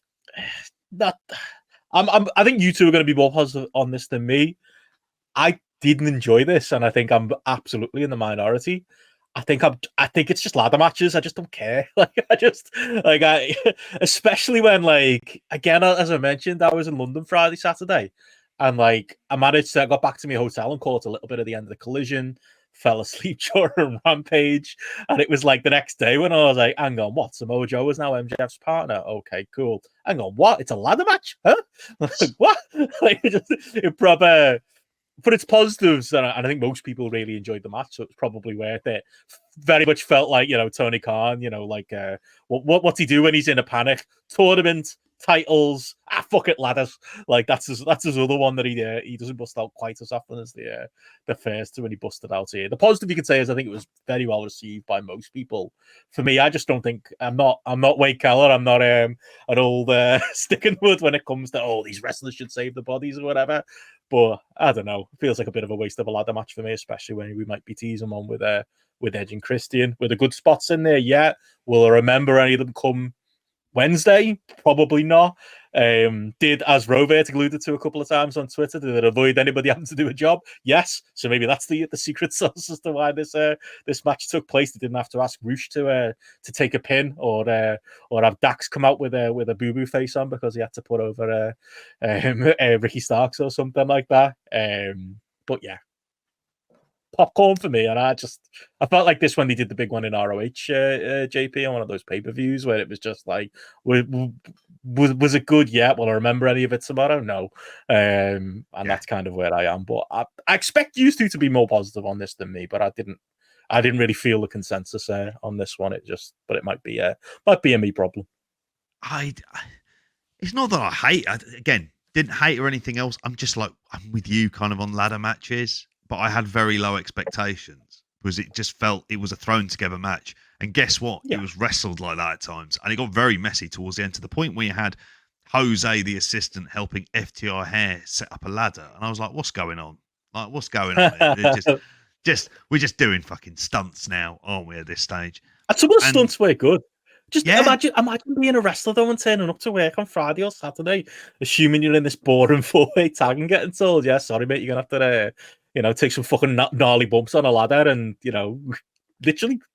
Fucking take more bumps in one match than you, like, especially for a Roosh, than you would in a given year. Not that he took many here, but Brody King's going to pole drive you on a ladder.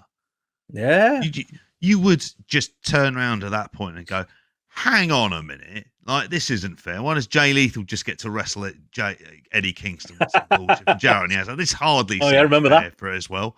Maybe this is Dralistico's rite of passage for signing a contract. It was a ladder match on there. I mean, and again, I don't think it's a very popular thought, but there is a part of me that goes, I don't know, and this sort of tied into the pre-show. I thought, you just move Buddy Murphy / Matthews away from Kings of the whatever their fucking names is, the House of Black, and go with Kings of the Black Throne as just a tag team, because I think the crowd likes Brody King. They have done for a while, like, in the main, and I know Tommy fucking Bellend isn't great with, like, in a lot of fucking ways, but in some ways I'd be kind of all right with that. But as a match, it was just kind of there. I enjoy a bit of Big Bill being on the screen as well, but afterwards, I like, if it wasn't for the fact I'd made a few kind of notes, I really wouldn't have any recollection of this match. It was a match on a pay-per-view because they felt like they had to get the tag teams on there. They got a load of tag teams. It's like, right, we've got some people we need to use. It's like classic AEW booking. Stick it on. Fuck it, it's a ladder match now. Stuff which at the beginning as well, when we think about what AEW is now, that they really would have tried to avoid. Like, no, we're not going to do it. We're gonna remember at the time when Wardlow Cody was like the only cage kind of match they did. It was like, oh, they're doing a gimmicky kind of match. That's kind of cool. Well, well away from those days now, aren't we? Save our souls, Gareth. We're not helping ourselves being the miserable old men here, are we, JP? Because everyone seemed to enjoy this. So, like, fair play to us if you did. Were you more bought into it than us, Gareth? How can you be miserable about it when Big Bill's out there in his blue suede boots? Like, I love him. Didn't do anything but don't step on his blue suede boots, mate. Fucking hell, like, he was, what a look. That was a bit of an odd one, but I just love this stuff for just the Big Bill and Brody King stuff, like where they had the couple of face-off spots and you've got like the two big lads, like the crowd proper bought into that. I was proper thinking, I just want to see these two go at it, kind of thing. I thought that was something that they worked quite well into the match. I thought, like, from a, the point of view of like just spots in the match, I thought like the Cash Wheeler, the pile driver on the ladder that he did to Malachi Black, that was fucking brutal. That looked like that looked really good. I thought obviously that bomb onto the where Brody King did Dralistico onto the ladder on the outside, like between the apron and the barrier, that was fucking mental as well. Like that was a fantastic spot. And I think yet again it was one of these matches where Brody King was like, felt like the best and most over thing about the match overall. I think they had a 6-man with the Acclaimed earlier in the year on a pay-per-view that there was a similar story. I think they had a match with the Elite. I can't remember if that was a pay-per-view or Dynamite. That again, Brody King looked like the fucking star, like star of the show. I love watching him. He just feels like somebody whenever gets put in this environment, he just delivers every time. And then, like, with the love for Big Bill, I'm just like, yeah, just give me those two big lads just going at him, fucking knocking hell out of each other. So if this then coming out of the back of this leads to Starks and Big Bill like having a feud with Brody King and Malachi Black for the belts, then I'm actually up for that kind of thing. Like, I'm saying that about like a feud that's got Ricky Starks and Malachi Black in it, just purely because of the two other lads in the matches. You talk about on that tag teams podcasts about like the A and B in a tag team and things like that. You know, I think the A and B are the two lads who AEW don't want it to be like kind of thing. They're trying to put Starks and Black, and it's actually the other two who are the main ones there that need to be worrying about. Point, if I was gonna like do a draft, we should do it at some point, like an AEW draft where we like draft our ideal roster. Like maybe I'm not as high on Brody King as you, but like Big Bill especially, he'd be in my first 10. Like it's not as simple as it is the 10 best wrestlers in the company. It's like you want to build a roster, don't you? You want to have people who can play different parts. Like I would absolutely have him like front of mind at this point, as the chat's saying there. Andy's saying he's such a feel good story in this company, isn't he? Love him. Oh, I'm desperate just for that tag team for down the line. Stark's just fucking big time in it, and then Big Bill just doing like the big face turn and just fucking like almost Mania 11, mate.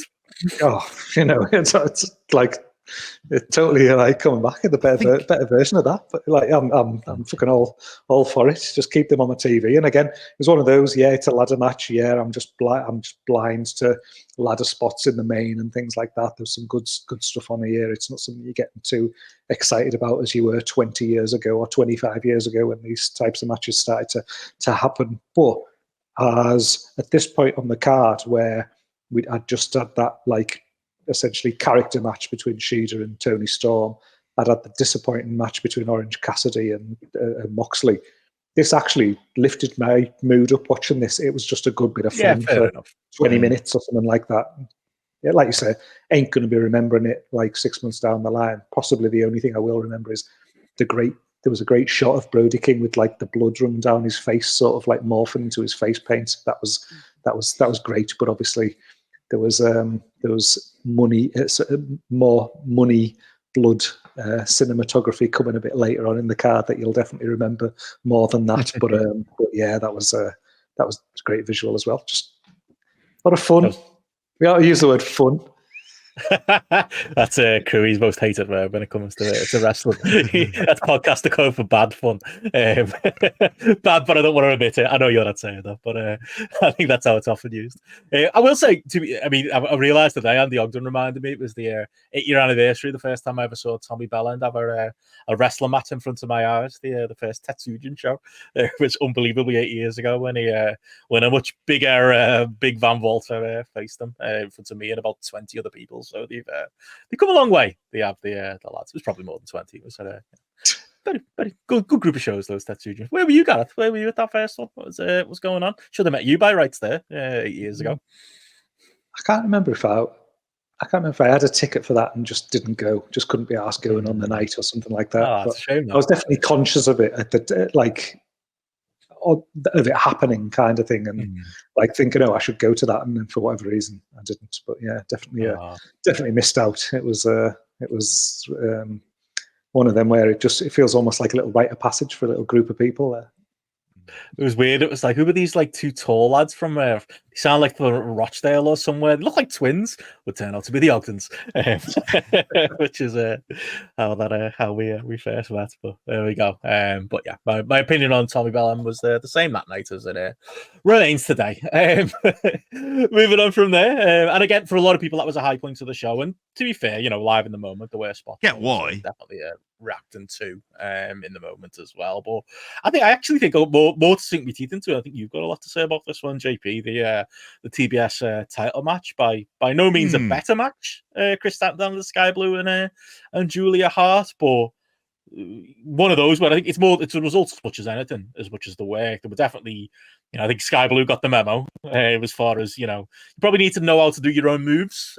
So like maybe, let's put right some of the stuff from last week's Dynamite, which she did, in fairness. Code Red was pretty much perfectly in this one, and felt like a reward, this one, for hard work, like Julia Hart has. For the negatives we can say about, like, and it's something we've brought up a couple of times. Sometimes you just gotta get behind somebody. You know what I mean? It's like, for the weakness of this women's division, the lack of focus. I think we've outright said it. Just fucking choose someone and push them.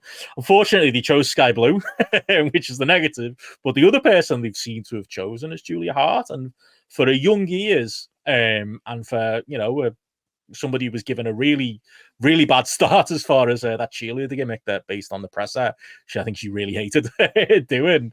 Like, by all intents and purposes, it was her choice to join the House of Black and to do this character, and she's ran with it. I'm not saying she's a world beater. I'm not saying she's up there with your Stardom girls, JP, or your Tokyo Joshi Pro, or whatever. She probably sink rather than swim in some of those high water levels in other places. In the AEW Women's Division now, in the TBS title division, with a character that's over and a presentation that's over, and I'd say a maturity about the way she carries herself that goes beyond her years.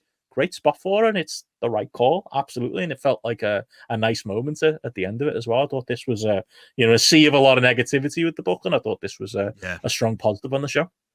Yeah, this is one of the things that I just didn't want to make sure that was forgotten as much as anything else, because, like I say, like, it could be clouded with a lot of the MJF stuff, but this is the kind of stuff we mean by this.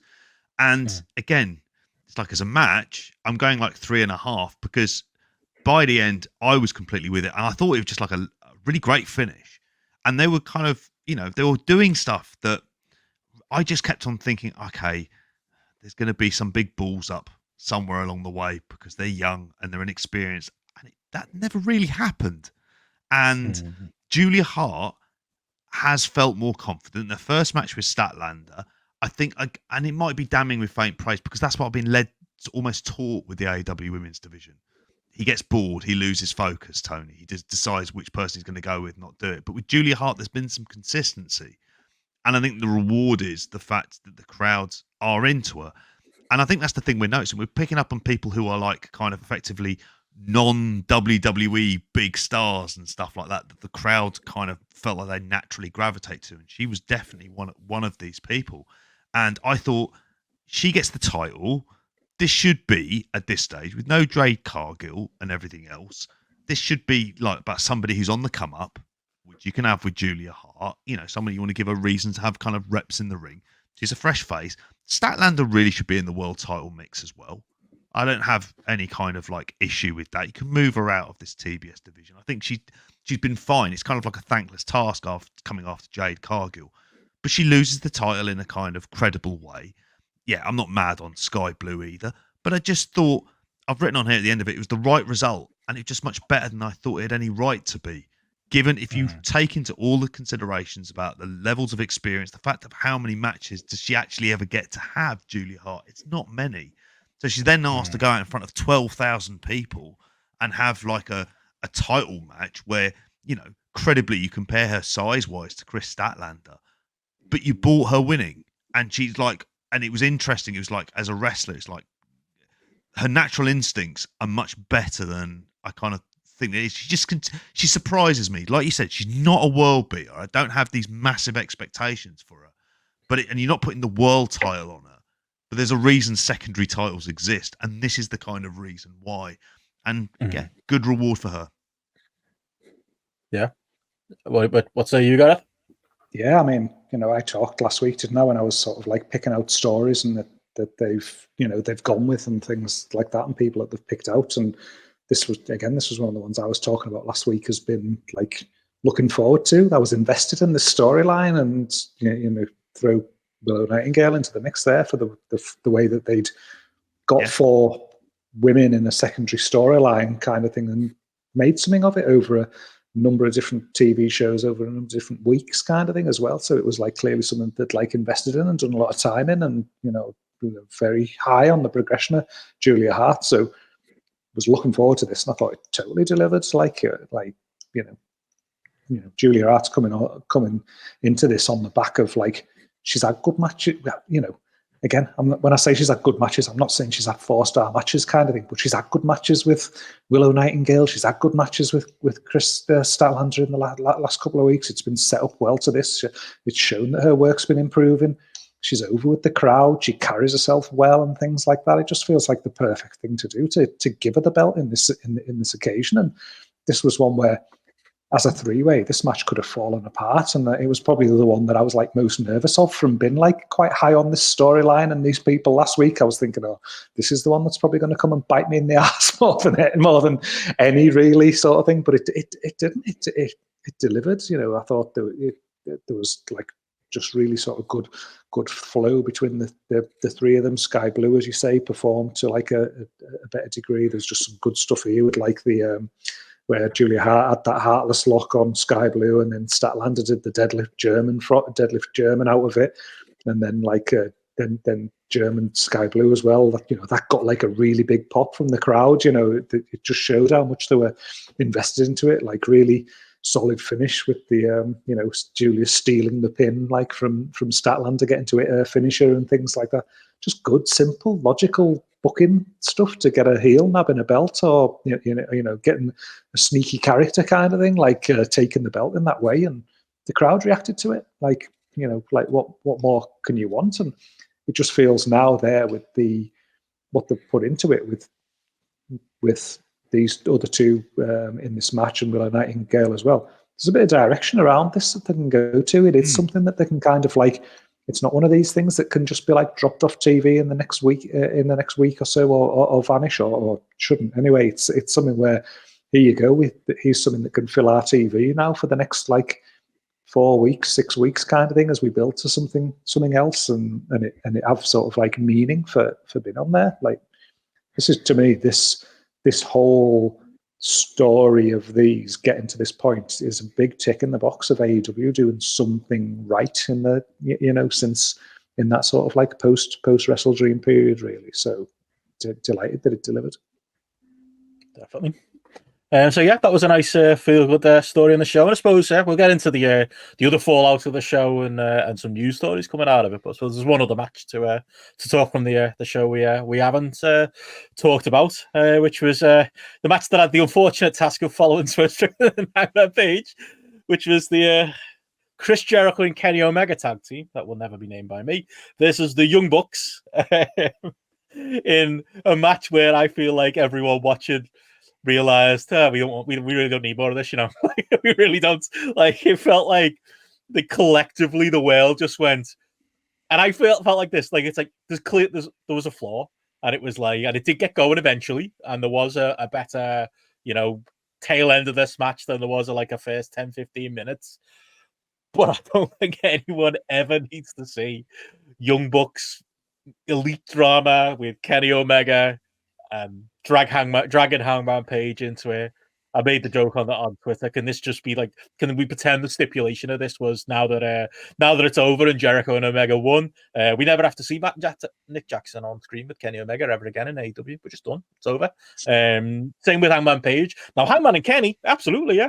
Could be a feud there. Could be in the tone one. I'll take that. But can we just fucking move these cunts away from each other? Because this was like the lore of like diminishing returns here. Like that, just like you consider the matches we've had, and I don't think anyone was reasonably expecting it because Jericho's in there, but no one was reasonably expecting it to be Golden Lovers versus the Young Bucks. No one was expecting it to be Hangman and Kenny versus the Young Bucks. But this was so many levels below it, both from an execution point of view, maybe understandable, but also just an anticipation point of view, like just stale as fuck. There's rumor, to get into some of the news stories we're going to talk about in a minute of, Young Bucks maybe going away, refreshing themselves, maybe come back with a new look. It happens to many of us. I'm sure it's gonna hit me at some point, but maybe that new look can involve Nick Jackson shaving his fucking head, because he's starting to look like Shawn Michaels near the end at this point. They just look like there's something about the look like as well, Robert Gibson at this point, I think. And I'm not trying to shame them. They just look scruffy, and they just look like they're not bothered. They look like they just got out of bed.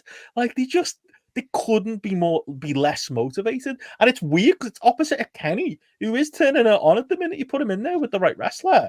And you are, I was listening to What Culture today, and they were saying that you see points with Kenny Omega where it's like, and I think he said it himself, put him in there with an Ospreay, you put him in there with some of the people he's worked this year, and all of a sudden the old Kenny Omega's back. That's what I want to see, and I want it to be as far away from the Young Bucks as possible, because, like, at this point, JP, you could possibly care. I absolutely fucking couldn't, and like at the risk of raising the ire of like Young Bucks defenders as well, who I might add, I'm now going to bring this up, have publicly stated they're one of my 5 favorite tag teams of all time. I fucking love Hangman Page as well. Don't yeah. With that. I wrote down in my notes, I was like, they're just the clique is what they are. They're just The like the clique. That's what they are. Because it's just like, we're only wrestling our mates. The end. I was just looking through their cage match as well. And like this entire year, they've had like kind of, 26 matches. And in terms of like actual, like kind of proper tag team matches themselves, they've had 9. That's for the entirety of 2023.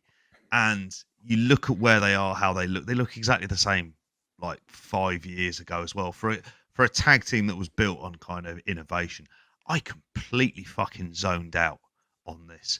And again, was like kind of waiting for stuff to happen that never did. And I just was like, I watched this and I didn't care. And I was like, why is Kenny back in tag team action again? Why?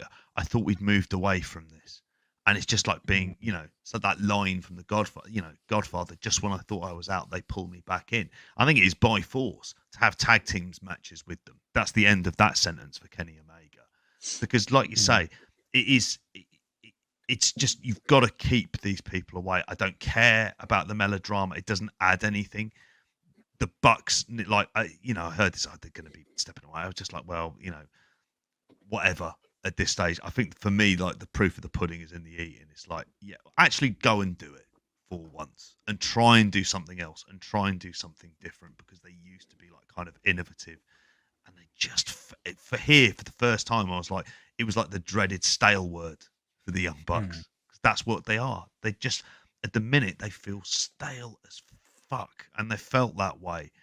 And repetition of cool tag team moves isn't something that's ever going to fucking change that at this stage. It's about them and who they are and who they look like, because they just look like the Rock and Roll Express. And I don't mean that in a good way.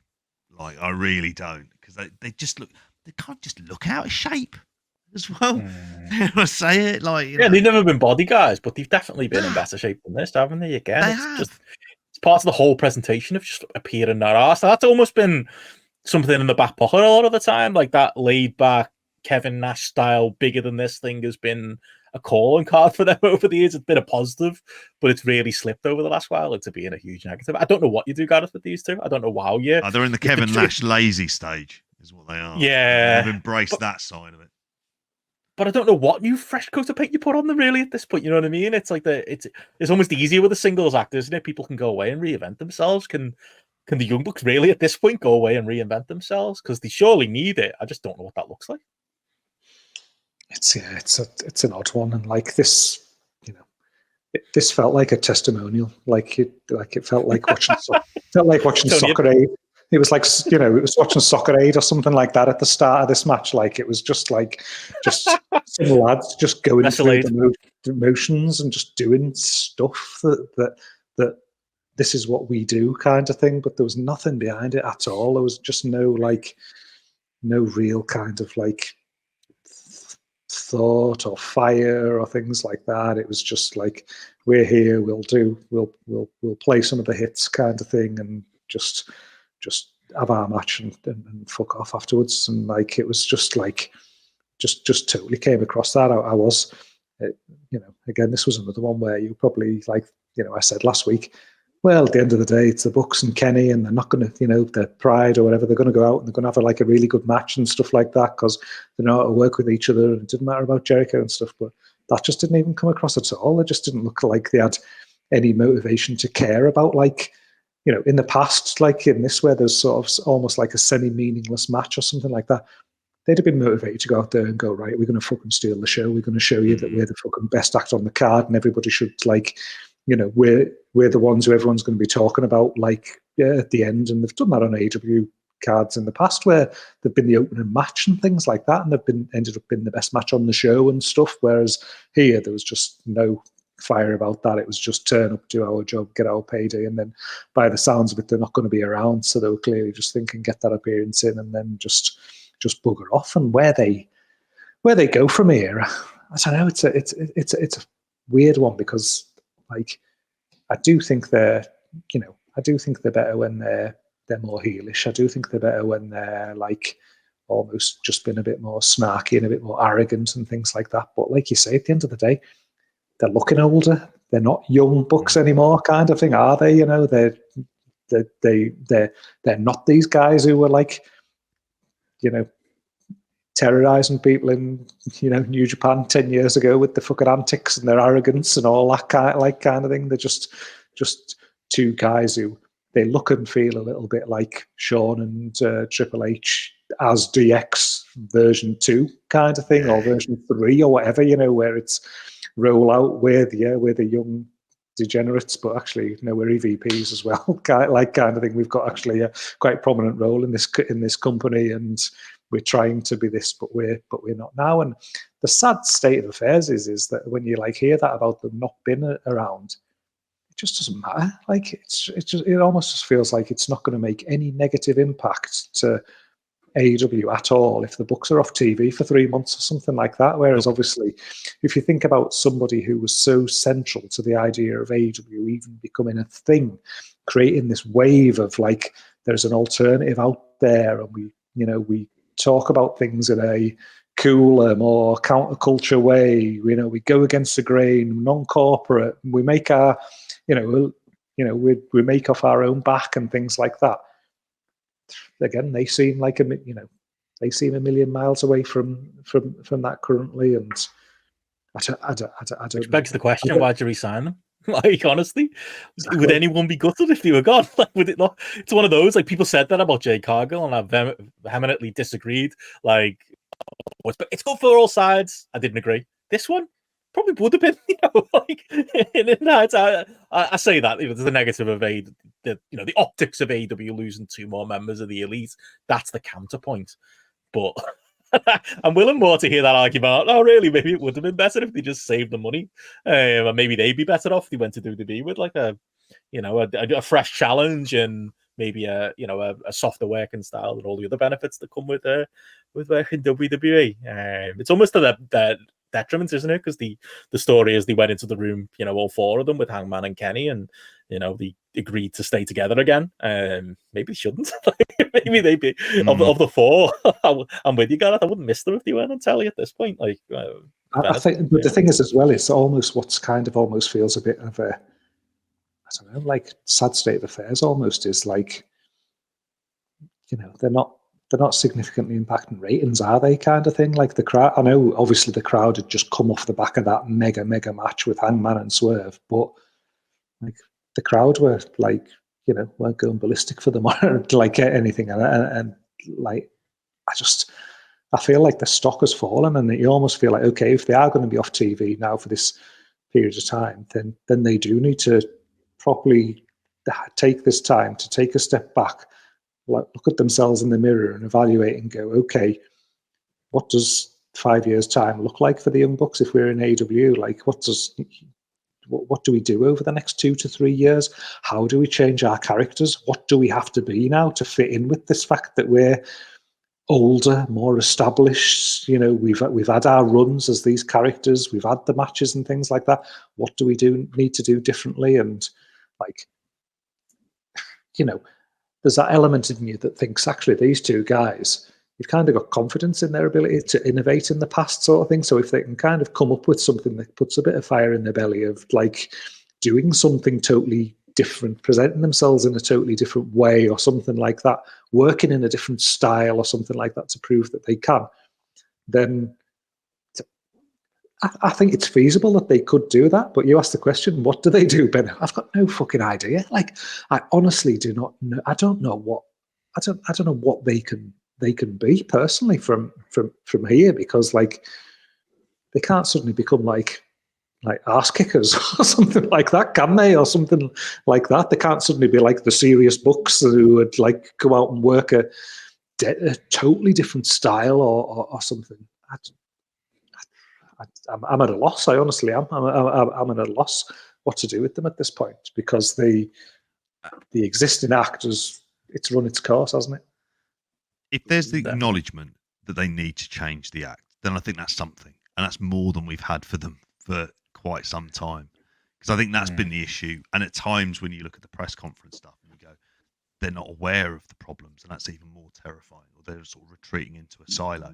If there is the acknowledgement of, we are not what we were, and we need to do something about this, then it feels like I don't know, like they've just got into the kind of lazy stock idea of what they are, and the fact that they're so demotivated and they're in a management position. I know I bang on about it and stuff like that. It's like, well, like at some point, do you want to fucking care? Like seriously, because you are kind of paid to care. Like that is part of the job, right? I know it was taken off mistakenly on the website, but like at least look like you give a shit, and you're not even getting that. And and I think the way I kind of have looked at them for a while, it's like enough of the snark, enough of the fucking sulking. Like seriously, do something about this. Like shit will get off the pot, basically. Yeah. And there we go. That's all the matches on the show. I mean, what did you, as an overall? This has got to be one of the weaker AEW pay-per-views, despite the fact it's got one of the best matches. I think it's weird. Maybe that's too strong. Maybe like does Hangman and Swerve make up for like, the rest of it? And the other good things we have said nice things about. Like it's what a mixed bag of a pay-per-view. I don't think there's a pay-per-view that crystallizes better what we talked about last week. I think of the negatives and the positives of what AEW has got going on right now. Like the massive negative of the MJF through line, the positives of the Hangman and Swerve. Like I know Tony Khan's I think it's gonna be left out of the conversation when he talks about being on the all-time pay-per-view run, or I'm sure he'll find a way to make that argument. But it's funny. I think as a quality point of view, there was enough there to maybe make me temper what I'm saying there about it being on the low end and go, well, hang on, there were still great matches there, and there is you're talking about a match that had Hangman and Swerve on it. But I would say, Gareth, for me, it's more the feeling I've got coming out of this pay-per-view. We can talk about some of the news stories coming out of it. Will Ospreay signing, is that going to help? Best wrestler in the world signing for your company, and I'm like, there's part of me that's like, I don't know if that's actually the solution, Tony. We got the Continental Classic coming up. That might, according to Tony in his presser, might be one for us. We should put our money where our mouth is, etc. We can get into all that, but I don't know. As a starting point, getting into those subjects, I just don't.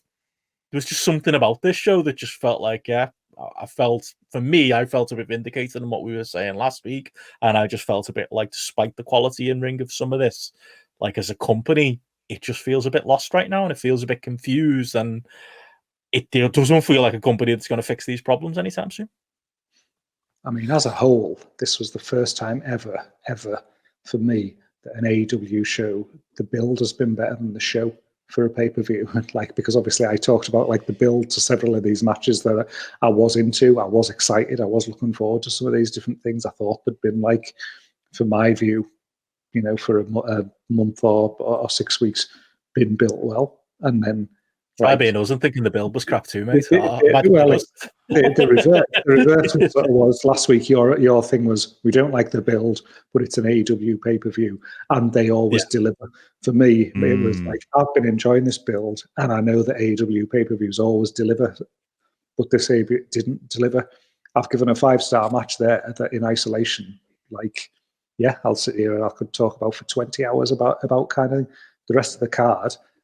I won't be able to tell you anything about it in a month's time. Like, I'll literally know nothing that happened on this card. And if you take that match off it, it's a 3-star average across the piece pay-per-view. And that's what it is. And that's including some matches there that, we were higher on, like things like the Julia Hart match and things like that. Yeah, I enjoyed it, but it was a 3.25 to 3.5-star match. Like, other stuff on there, I'm throwing out early threes for John Moxley against Orange Cassidy and things like, you've got a ladder match there that was fun in the moment kind of thing, but it wasn't more than a 3.5-star match or anything.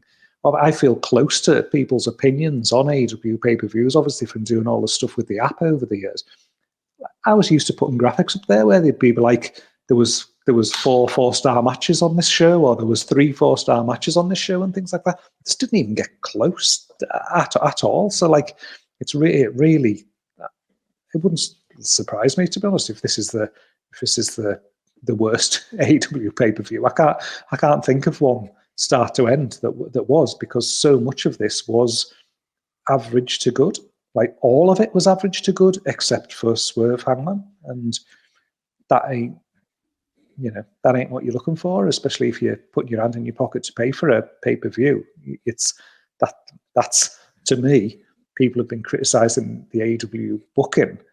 This is a situation to me where the AEW matches have delivered worse, and so if you are like Hughes, where you have been disagreeing with the booking or been negative towards the booking more, if you're then doing it and then the matches don't deliver as well,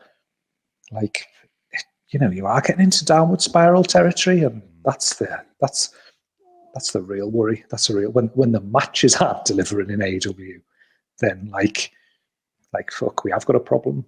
But that's my biggest worry coming out of this, JP, because we could kind of pile on with the we'll go heavy on the plugs this week. Patreon.com/grapple, if you want to support us. Retro came out, we'll talk about it in a bit. The Great King of the Mountain show with ROH this week. Survivor Series mixtape coming up next week. We'll save you the heavy duty plugs and carry on with the conversation, but do us a favor, give us a like on YouTube, help us out, all of those good things. But to carry on with the conversation, I think for me, that's the biggest worry. It's the coming out of it, JP. It's Tony Khan. Just literally, he's clearly taking it personal. He's clearly taking this criticism very, very personally. And just this, there's literally a conversation going on our Discord right now. And there you go. There's another plug where people are, I think everyone agrees, but generally it's just what the, this feels like somebody who's completely lost touch with his audience. I think the fact that he's out there,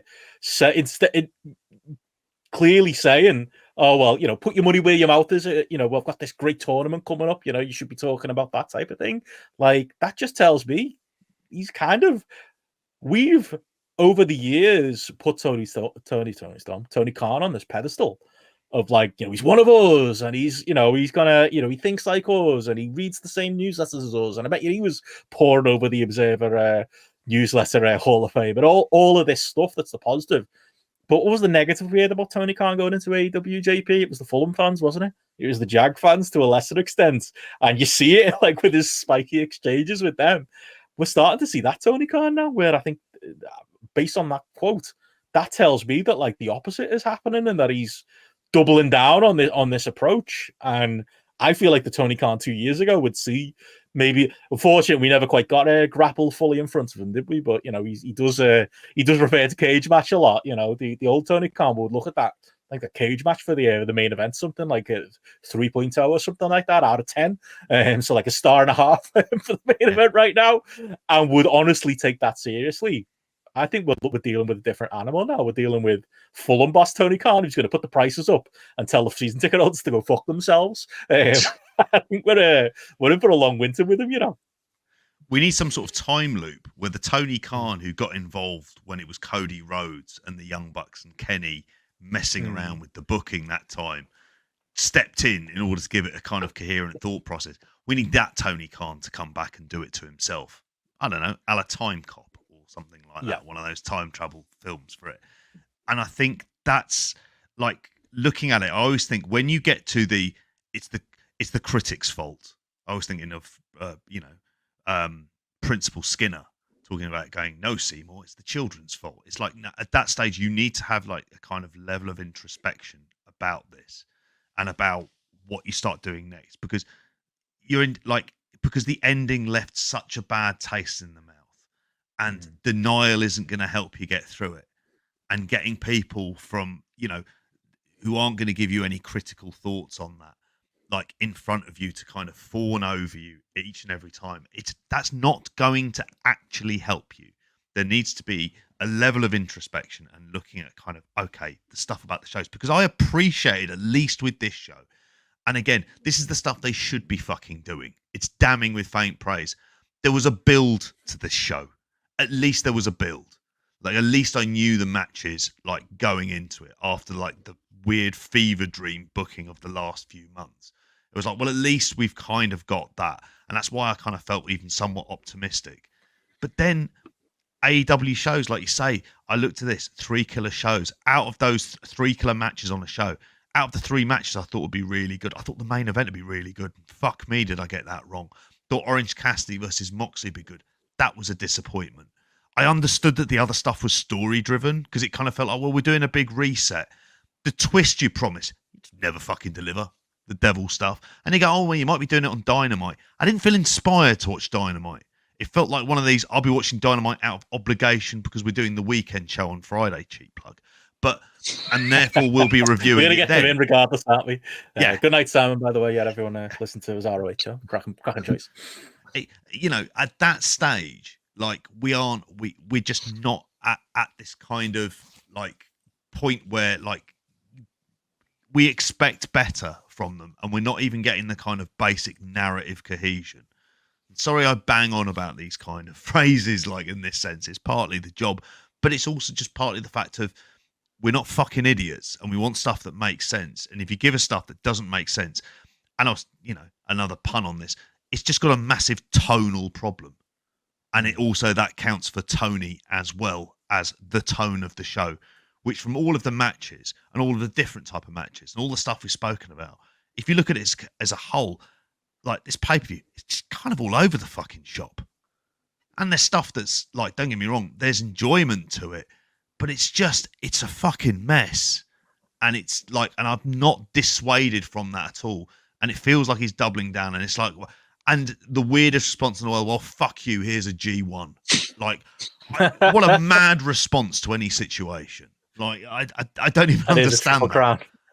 Yeah, it's a fucking triple. Put 2 other belts in there. One of them's not even our belt, but fuck it, we'll do it that way. I don't understand that at all. I don't get it. Like, and also, by the way, on that point where he's like, put your money where your mouth is, we got Mr. Year on Year on the podcast here. People are putting the money where their mouth is. Everything's down.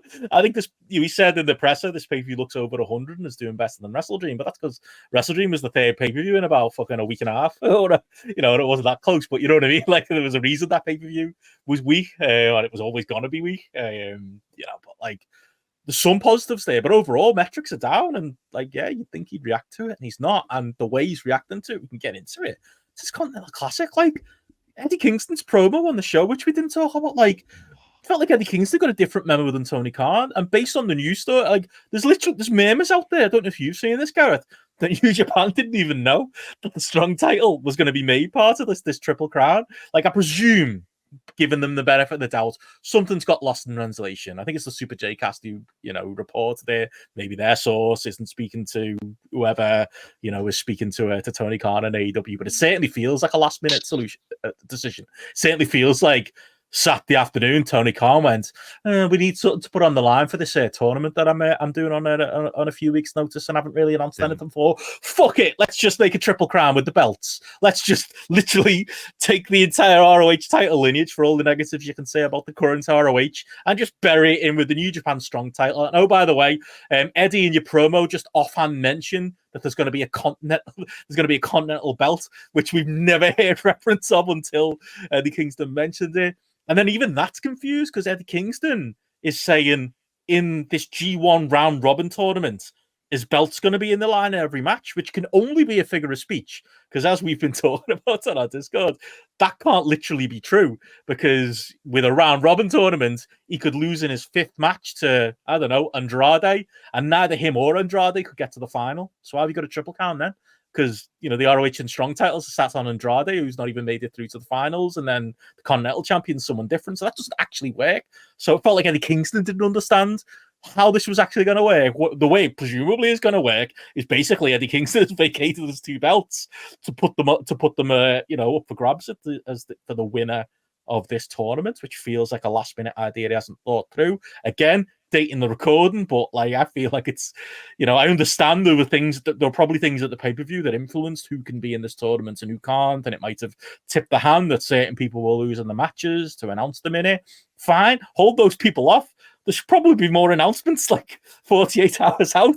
We should know most of the field by now, or at least, you know, the majority of it. Like, I still want to be confident that this is going to be what he says it is, you know, no interference and nobody at ringside. And obviously there's problems with that because the obvious, you know, pushback is, well, hang on, why don't you do that for every match? But I'll let that go if this tournament is good. But I'm really scared this is going to be a Bound for Glory series, Gareth, rather than something that is made for the sickos like us.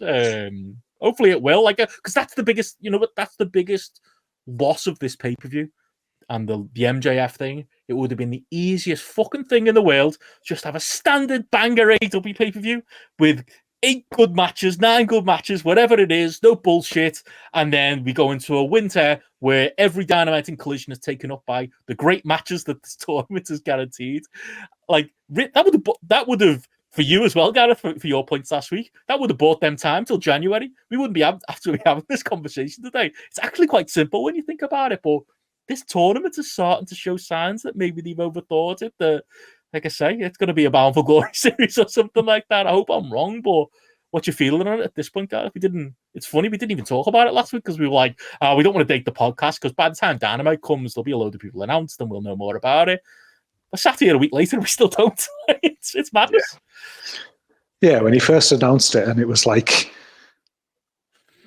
Tony's announced a tournament, I was like, oh, like that was kind of like the bad taste in my mouth on the back of the positivity. And then it was like, oh, but it's basically a G1. And I was like, oh, good, that's different kind of thing. And then that's given an opportunity to put some of these, the things that we cry out for, like wrestlers on TV having like good matches with each other. And I thought, if that's going on alongside, I'm not going to do a total U-turn on the back of this bad, I'm not going to change my opinions entirely.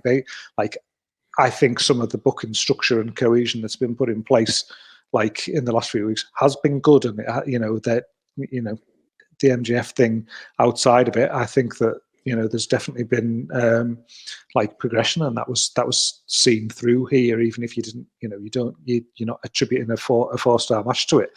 If we then had this tournament that was running alongside that, which in my mind was going to be okay, this is putting a bit of almost like it's a counter to the ranking system in some way, kind of thing, that we're creating sort of a bit of hierarchical order here by having singles matches where some people are going to come out at the top of these who are further up the card, who are deserving of a title shot, who are putting in place to it, have feuds that come out of it and things like that. It just felt like, actually, this sounds like good and logical and appropriate to be running alongside this, and definitely a way of them getting back on track with a structured way of doing it. Now, everything that's happened since then has just made me go a U-turn on this particular aspect, because why do we need a belt? Why does that? Like, surely it's just got to be done in the same way as the G1, that it's like the winner gets the title shot, and then like, and anyone can win that. It doesn't matter who. If you've got Joe or you've got Joe or you've got Wardlow, kind of thing, there where you've had them bubbling under. There you go. Wardlow steamrollers through everybody in this tournament. Good set of wrestlers. And there you go. He's credible again because he's fucking had some good matches against good people, and he can go and have his match with MJF. And there you go. You've got like there's a logical thread that kind of comes from Wardlow's involvement in this. You built him back up. You've got a main event there, and he doesn't need to win it, kind of thing. But you've got a world title match there. Everything that you're saying there about the Triple Crown, this idea that it's ROH belts are now merged in, New Japan belts merged in. Oh, by the way, should we make another AEW belt? Are you sure we haven't got enough of them? Nah, we can easily carry another AEW belt. Like, let's throw that into the mix there. Oh, I tell you what we like Japanese wrestling. We like Triple Crown. Oh, we can have a triple. We've got a G1. We can have a Triple Crown as well, can't we? Because yeah, people who like Japanese wrestling like Triple Crowns. Let's just make our own and like run forward with that. Like, why do you need to add all this stuff to the mix, kind of thing? It's like we always say in all these different versions, whether it's signing wrestlers, whether it's introducing number of shows that we talked about last week, whether it's number of people on TV, he doesn't know when to stop, kind of thing. No. He had a good thing there, and then he's just diluted a good thing by adding 2-3 different like elements to it there. That's just like made me just look at it and think, it doesn't work. It doesn't make sense. It's like okay, there might be good matches, but what you're going to get at the end of it is then something that then is another problem. It's going to be another problem that you're adding to the mix there, as opposed to something that's going to enhance or improve. Self-inflicted. I think, and you're doing it yourself. You don't need to make these decisions. And then like you say, from a point of view of like announcing people, I was half expecting there on the pay-per-view at the weekend that we were going to get some cool little like video like New Japan would do. Here's your people who's announced for this tournament. It's Mark Briscoe. It's Eddie Kingston. And you'd be like, oh, oh, I can't wait to see him against him kind of thing. And you'd start to fantasize about matches and things like that. You'd start to be getting excited about stuff. And like, Yeah, I am excited about Eddie Kingston in there. I am excited about Mark Briscoe in there. Like you say, everybody can't be the best and win, but as long as you've got good people in there who can have good matches and still lose, and it doesn't affect them that much, or it doesn't matter that much. Like, Mark Briscoe can go out there and be a strong character, get beat. It doesn't matter. He can have a match the next week and win that, and it's perfectly fine. People will buy into it. So that's like good booking, putting someone like that in the tournament. But to be sat here now today thinking, it was in this tournament in 48 hours. Like, I've got no idea. It could be fucking Action Andretti. Okay, who knows, kind of thing. Like, you've got no idea at all. And then, like, Commander, why not? He's on every fucking house, isn't he? Fucking Sky Blue, mate. She'll make it somehow. It's just like, I don't know. Like, it is. It's like Rich Fan. You know, Rich Fan always says it's a hat on a hat on a hat. That's what it is. Like, perfect. That's the perfect analogy. Like, it is. Like. And it manages to do both things badly, because it manages to, on the one hand, give you a triple crown that like makes you think, well, Mark Briscoe's not winning then. Like, because I just don't see that being, you know, he could have won if it was a title shot or whatever, but he's not. He's probably not going to win a triple crown. But then on the other hand, it also does a thing where it's like, well, I don't want Danielson to win that. Like, he probably shouldn't win that. He probably shouldn't have what is ostensibly a mid-card title. You know, his reunion with the ROH title probably shouldn't come as part of his triple crown is the other problem with it, but it's also beneath him. So there's that problem too, in thinking, JP, of like, Tony Khan's like, well, to make this mean something, there needs to be something you win. He's actually devalued the tournament, I think, yes, really, and made it about a mid-card belt rather than a main event tournament that has prestige and you could build tradition of. Yeah, it's not like you come away from the G1 and go, you know what the best thing about that is? It's the briefcase they take away at the end of it all. No, it isn't. It's like it's a fucking nice briefcase, that though. Well, I don't know if it's heavy duty enough. Would you get it free onto an EasyJet plane? Well, you can find out when it comes to Newcastle.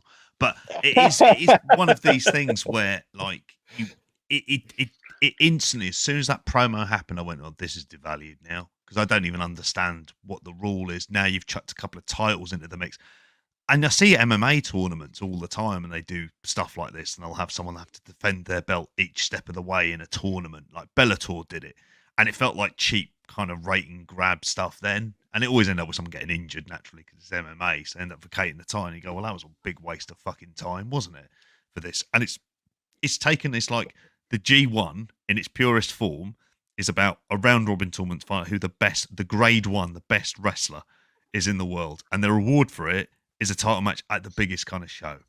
And instead now, like you say, the reward is a mid-card title. And it's completely devalued it. Breaking news, as Connor interjects. Connor, by the way, who is the one who's suffering here because he's trying to do pick'ems for this tournament, and Tony Khan's keeping him on the fucking vine waiting. Apparently, this Wednesday, Tony Khan tweets, AEW Continental Classic Selection Special. All 12 fighters announced, interviews plus more. The Selection Special streams this Wednesday. Plus, that same night, celebrate with AEW Dynamite. So, streams. It screams lack of planning, doesn't it? Like, yeah. Like, it screams he came up with this tournament 2.5 weeks ago instead of like, okay, I've blocked this out, pay-per-views out the way, we've got a couple of weeks of Dynamite to start getting these announcements juiced up, and then the tournament, it's fucking panic, let's all do it on Wednesday night. Well, we've got our answer at least, lads. It's tomorrow. At least there you go. No time for even the special to it's just going to be Wednesday. And like in the movement of all of this as well, we haven't really mentioned it at all. I know, exactly. No times, anything else like that. Like you say, it feels like he's winging it because he can do that. And in the meantime, he signed the best wrestler in the world to it, which is the thing that we're only kind of getting to now that we could talk about. But even then, that's not happening for another like 2-3 months. And that was desperate. I know. And the reaction to this stuff is very much like, well, it's me and Football Manager. You and EWR. Oh, I've got a problem. How do I get around it? Sign someone. That'll always solve the problem. You've got too many attacking midfielders as it is. Well, I'll work out a way of fitting another one in there. And it's, I'm not even like kind of excited because even at the end of it, I kind of thought, once I'd heard bruv, and I thought, well, he's there. It kind of feels like he's there because he's managed to dangle a Wembley carrot in front of him saying, you can headline at Wembley. That feels like the big thing for it. And he's announced it, and so you go, it's very weird to a fan base who've seen him loads already. Like that's the other thing as well. It doesn't feel like it feels like, sorry to go back to football analogy, it feels like Arsene Wenger when players return from injury, and it's like a new signing, and you'd be like, no, Arsene, a new signing is like a new signing. Boys used to say This is Thomas Rosicky returning back from 15 months out. That's not a new signing. I'm very familiar with his work up to this point. But like he's a brilliant wrestler. It's a brilliant signing. Maybe the best wrestler. Genuinely. Exactly. In terms of like just the level of matches, he's not in this fucking tournament or anything else, is he? In there as well. We're going to be still waiting a little while for him. Him to come out, but the idea of him having it like on the show, wasn't necessary in the slightest. It was just like another kind of, frankly, cheap Tony Khan announcement hook in order to draw buys or something else along those lines, and that's tiresome. Like at this stage, I'm bored of them. They don't mean anything. These announcements. No, crowd loved it. Yeah, got a huge pop. He shut them down. He got a bigger pop than I expected when it was announced. I thought it was like I thought it was. I was surprised by how mental the crowd went for the fact that Ospreay had signed. So there is that. Like that, I'd give it that. And then like when I did see some people complaining about it, I was like, come on, like who did you expect? Fucking prime Stone Cold Steve Austin or something like that. Like it's like, I know he's been on your TV and stuff like that already, but to me, it was like, it's a pretty big deal that fucking Will Ospreay's like, signing for the company properly. You're going to see him on the reg kind of thing. Like, I don't know that I dispute that one. Like personally, like a little bit. He's like you say, he's the best fucking wrestler in the world, and he's not going to WWE. Like that's big news. Like, it should be big news. It should be big news. Yeah, it's the weird timing. I think I agree with JP. It's just like, I'm a signing, and then he has to like shush the crowd down and almost turn heel on them and be like, "Well, I'm still doing New Japan for now." And presumably that's going to be the case. Based on Tony Khan's comments, it's going to be a case where it's, he's an AEW wrestler, but he's still in the family, was the way Tony Khan worded it. So I think it means he carries on doing New Japan. So that is a win for everybody. And like you say, he is the best wrestler in the world. But I agree with JP. It's another toy at a time where, like, I can't believe I'm saying this about Will Ospreay. It's someone else he's going to slot in. Intellectually, it makes sense. Best wrestler in the world. Got arguably one of the biggest pops at Wembley is the other big pop you should talk about when it comes to Ospreay. Like, shocked us all, didn't it? Like, we were having that conversation about whether, whether Meltzer was talking nonsense and whether he really was this big British star. Well, he came across like he was in Wembley. So yes, you should sign him. It's just obviously all the other things we talk about and the collection of toys he's already got that he's not using well, but is where it becomes a problem. And like I say, the timing of it is a bit odd as well. Just don't know whether it was needed. But again, break glass in case of emergency. Tony Khan has an announcement. I wonder if it was the first choice. It all feels odd. It's like he announces, "Oh, I've got this announcement on the pay-per-view," and then in between that, and it's a new signing, and then between them signs Kota Ibushi to a contract as well. And then it's like a few years ago, that would have been the big deal. Not anymore, mate, based on the Kota. No one even talked about Dynamite last week, but the Kota Ibushi we saw on Dynamite is basically go for landing on his head and riding bicycles and not much else. But it was just, did he know that at the time? Was Ospreay like a second choice? Was he thinking to announce something else? I don't know. It all felt a little bit odd. Didn't it? It did feel very kind of like weird for it. I mean, I don't know. To me, it would be the equivalent of like, to go back to football again, your club signing a player and a Bosman, but then that player, while playing for another club for 6 months, turns up for like holding up your flag and stuff and cheering in front of your fans, and then he's going to probably play against you later on that season. You're going to watch them. All right, and I'm off now to finish my contract with this other fucking club here. Yeah, for people who don't like football, they hate this kind of stuff, but I don't care. Honestly to God, that's like a weird feeling in and of itself. But I just wish I had faith in them as a company to do this the right way, because normally this is something you should be going, actually, this is like a hell of a signing. And like the fact that WWE really wanted him as well is the other kind of like big deal. Like they won a kind of war for someone who is going to be a big free agent, who has made and is a draw in Japan, and that's not in any doubt whatsoever, and is over now at this point and generally has this regard and the status. It's just that at times he's walking into a bit of a basket case, is what it feels like from a kind of like creative. So you don't have a fucking clue. He could end up in a fucking tag team before we know it. And it'd be weird, and it'd be like, for some reason, it's him stood next to Action Andretti and Darius Martin in a trios match. And you just think, yeah, that seems like a really dumb idea. That could happen. It's this kind of place now at this stage where mad, wacky shit and these teams end up being pulled together.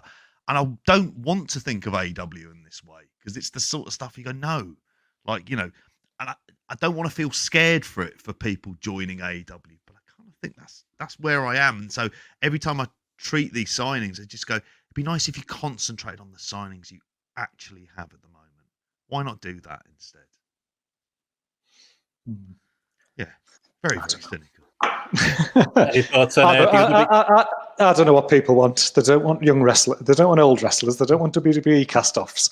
They want wrestlers who can wrestle. So you bring in the best wrestler in the world from New Japan who's young, and people still aren't happy. Like to me, that's just not the argument, though, is it? I think you're moving the goalposts a bit. Like, I want a coherent creative. Yeah, it's not a solution to the problems that AEW has. It's another toy to play with. It's another one. You know what I mean? And yes, you can make the argument why he should sign him, but yes, we all want to see him have the matches that we know he's going to have. But what he's coming into is still, you know, as JP says, this company right now. Newcastle signing Ospreay. Step too far? We'll find out. Except it wasn't snowing, but he did have a big jacket on, I think. But I see what you're saying, and it is still Will Ospreay coming into AEW. So, you know, I'm sure, you know, once he's in there and he gets running and he's having matches, you know, maybe this conversation will be forgotten. As we'll also be celebrating the signing of Ronda Rousey, which we're all excited for as well. It was another one that stuck it under the radar over the last few days. Like ROH, apparently that was another one. I missed that completely. What's that? She's working for ROH, Ronda Rousey. Like, see, like the wrong way on to tape it. This is what happens when Collision and Rampage take place, and Rampage is happening like less than 24 hours before the pay-per-view. And yeah, like literally, this was they did ROH tapings, didn't they, alongside Collision and Rampage? And yeah, Ronda Rousey's coming, mate. She's she's doing stuff with Marina Shafir, and she's apparently just going to be ROH. Tony Khan says, not signed, but doing a couple of shots. Mental. Like, she was one of the most famous people on the fucking planet a decade ago. Like, and I'm not saying that lightly. She really was. Like, and in some ways, I'm not surprised by this move happening. And like, I don't know, unless we see these like otherwise, you know, unseen levels of motivation that we haven't seen out of her in quite a while, I'm not necessarily convinced. Like, it's a hell of a drop off, isn't it? When you go from where she was at WWE as part of like the first like women in the main event of a WrestleMania, she's working Ring of Honor on a channel that less than 10,000 people subscribe to, and we're not entirely convinced if anyone will subscribe to specifically watch her as well. Like, what the fuck is going on? It's madness. I'm legitimately gobsmacked, honestly. I cannot believe that is a thing, that Ronda Rousey is working for Ring of Honor. Oh, like, that is a sentence I never thought I would be saying in this month. Honestly, like JP saying about being one of the biggest stars in the world 10 years ago. Like I was at that SummerSlam when she won the belt in 2018, and the place was going fucking balmy for her. She was like such a big star, like big name in wrestling. Like, it's hidden away on Honor Club. Like, fucking I can't believe that's a thing. It's like you know, it's going back to the Ospreay conversation for me. Like, I would just have a hiring freeze. It'd be like tough. I'd take Tony, if I was like Shad Khan, I'd take Tony Khan's fucking bank account over him and go, mate, you're not signing anyone else until you fucking release 50 wrestlers. You know what I mean? And to your point before, Gareth, like, you know, while I hear what JP is saying, you maybe make exception for the best wrestler of the world in Will Ospreay. In the women's division, I think the same applies. Because the women's division is the weaker part of AEW. I think you make an exception, don't you, for Ronda Rousey? Maybe she just you know. And again, with the caveat of how bad she was in WWE in that last run, I feel like you make a go of it on main roster AEW, but maybe it's name just than Paige Van Sant ever was. Yeah, she probably just wants to work with her mates, though, doesn't she? And maybe it's Yeah. coming from her side. It's like the Mercedes conversation. Tony brought that up in the presser with her as well. We've spoken to her. I get on with her. We'd love to have her.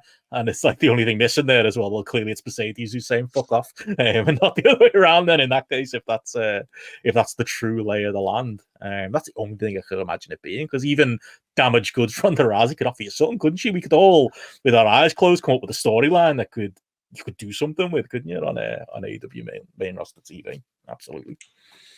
There you go. Maybe it is the best thing. Hide her away on fucking Ring of Honor and get her appetite and her motivation back to do something like test the what, you know. She's having a trial or something like that, kind of testing the water with her, and you know, people don't know she's there, but fuck it out. Anything else coming out of the week of AEW? Anything else coming out the week of AEW you guys want to mention?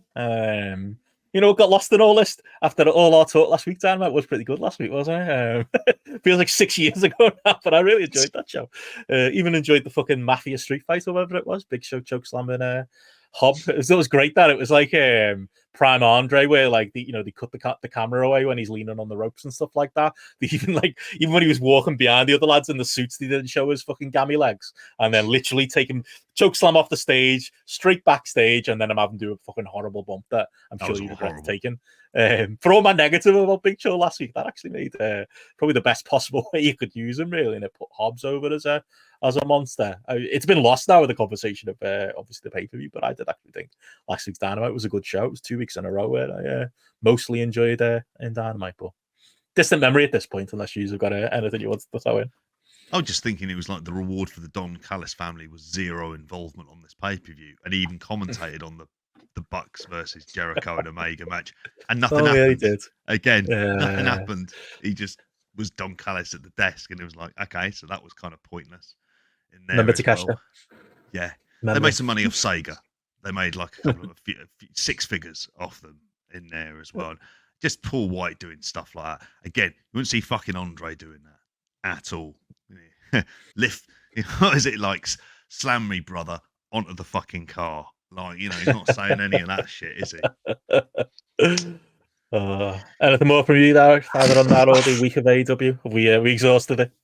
I don't think there's anything to add, but yeah, if you're going to use Paul White, you might as well use him to try and get one of your younger lads over. Let's see if they follow through on it. Hopefully, might never see him again after that bump. Fucking hell. It was one of the gnarliest things. Jesus Christ! But that was it was a great spectacle, that match, and they got paid for it handsomely as well, as I know you noted on the midweek update, JP. So there you go, worth it. Sponsorship. Outside of AEW, I was going to mention the Observer Hall of Fame. Gareth can breathe a sigh of relief. I'm not going to. We've gone long, so I'll keep it brief.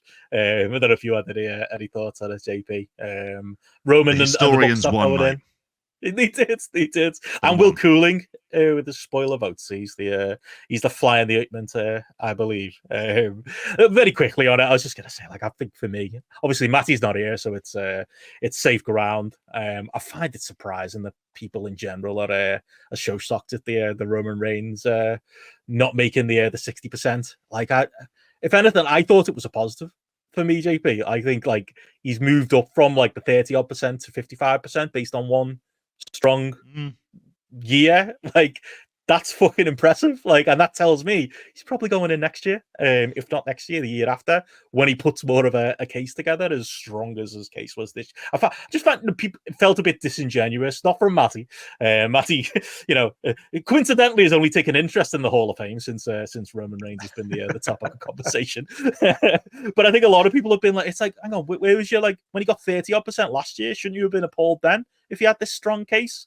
His case has been built over the last year, and I remain committed to that take and remain committed to the idea that, yeah, he should absolutely go in with some time and distance. And I feel the same about the Young Bucks. I think they're the other headline story. I think debuting at 55% in the votes.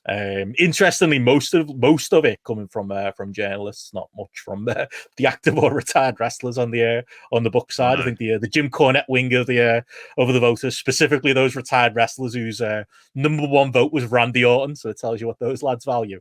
Matty will love that too. That aside, I think the Bucks get in next year. I think that's probably my ice cold take on the Hall of Fame announcements on Friday than a few other than JP.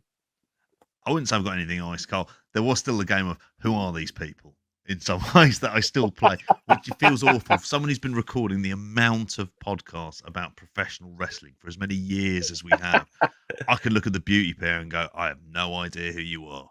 Like, is that I am the one with the problem here? They're like, I can't study in that way. The Ishii one seemed mad, but I'm all right with that. I think the thing to remember there, and this is again, it's the Matty one. He hasn't got. I've just got a big. He hasn't gone in over Roman Reigns. Different sections. He's gone in Japan. Yeah. Roman Reigns is modern US, and nobody went in modern US, and that's a.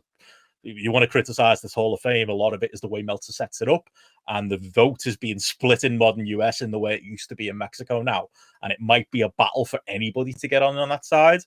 Ishii's gone in Japan, which is a separate thing.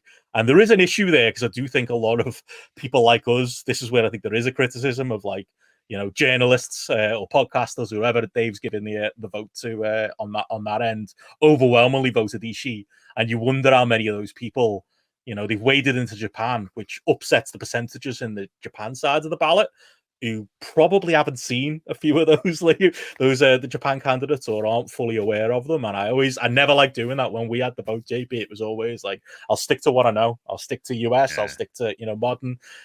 I'll stay in my lane. A lot of that I think happened with Ishii, and I think there's no. I want to say there's no stronger weight rate candidate than him, but there is. It's Shingo. Listen to Aaron Flair. He'll tell you about that. And it stunk a little bit of we've seen it, and this is the thing with it being a Hall of Fame and it being a vote. People have seen his prime, in New Japan and in the G1s, and he has had a collection of the best matches ever. And I think if it's a possibility for somebody to go in just on the strength of their work alone, I think Ishii's a slam dunk. But then if you vote on him, you should probably vote on Shingo as well. And I know that even as someone who's not the Dragon historian that Alan Farrell is. So I think that's where the negative is with that vote. And I get that. And again, I'm like you, in many ways, there are just issues around the Hall of Fame that I just don't think I can get beyond. In terms of some of the way that things are voted for, in terms of the layout of the categories and stuff like that, it just feels like just the way that things can be upset quite easily is stuff that it's not going to be changed, obviously. And I don't have enough passionate feeling for it to be changed, but it kind of makes me think, ultimately, I get why people reach the decisions they do. But it's never going to be we very much know it's not going to be like a populist Hall of Fame. It's not going to be in there, and the Young Bucks will get in there. It's just they will.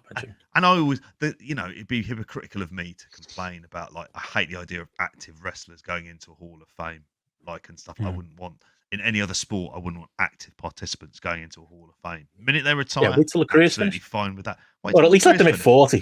You know what I mean? Come on, at least raise it by 5 years. We shouldn't be having that's the thing about that's what's been so fucking hard going about the Roman conversation. We just shouldn't be having it. He's not done yet. He's still in the prime of his life and his career. Never mind, how many active years he's got left. It's silly. We should be voting on George Kidd and Blue Panther and Sergeant Slaughter and those types of lads who did rightly go in. Big Daddy, I know you hate this Hall of Fame, Gareth, so I'll spare you, but I'll just ask you quickly: Big Daddy, Hall of Famer or not? If it was the Gareth Hall of Fame, Big Daddy dropped off the ballot this year, would he go in? Well, he'd be in there. It's got to be in there. It's the most well-known British wrestler of all time, isn't he? We'll fight you on that. First ballot Hall of Famer, surely. Any British wrestler. God, I could do a poll now, and in Britain, and he'd be the wrestler who came top. It's a weird one. That one. That's got to count for something. Even though I hated him and I hated his matches and everything about him, I think kill the industry, mate. Kill British wrestling. The people who don't know him though view him as if he's some sort of British power Uti. and he isn't. Like, he really isn't. But I think that's how he almost gets like portrayed at times. Like he's this absolute fucking cowboy who shouldn't be anywhere near it. And you go, well, no, did I like Daddy? Absolutely fucking not. Couldn't stand him. However, that's like, you know, it's like, well, you don't really, if you don't get him in many ways, you kind of don't get British wrestling or world of sport. It's hard.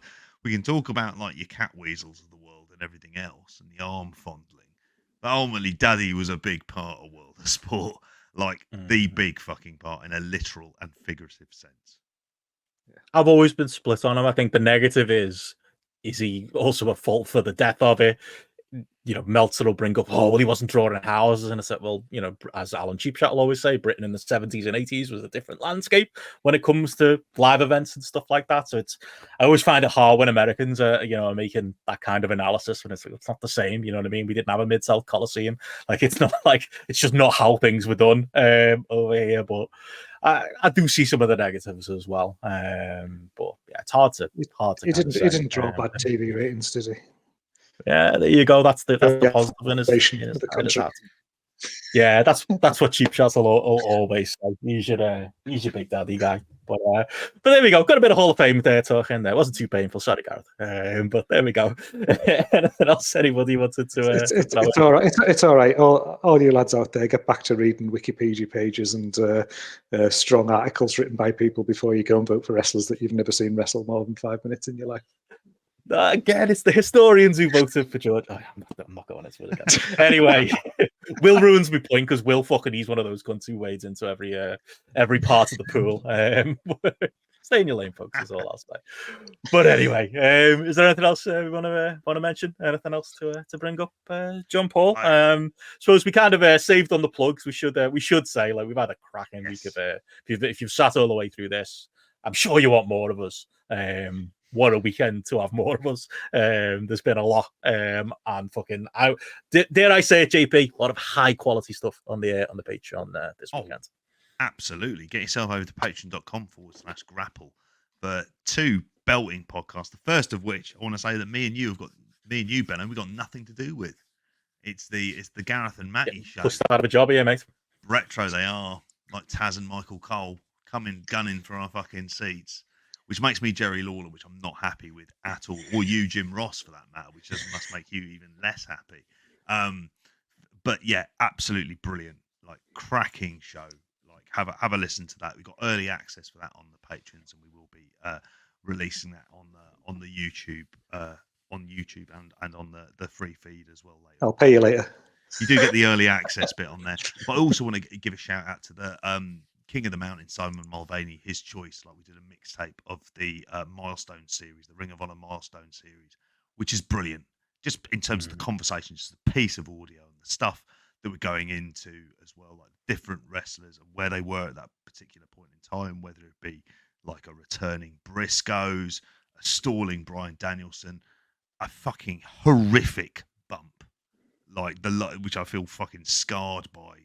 Seeing that again as well, the best that Colt Cabana's ever been as well. Oh, I need you to see that match, Gareth. Like, Colt Cabana and Homicide, right up your streaks. I know you were a Colt Cabana fan back in the day.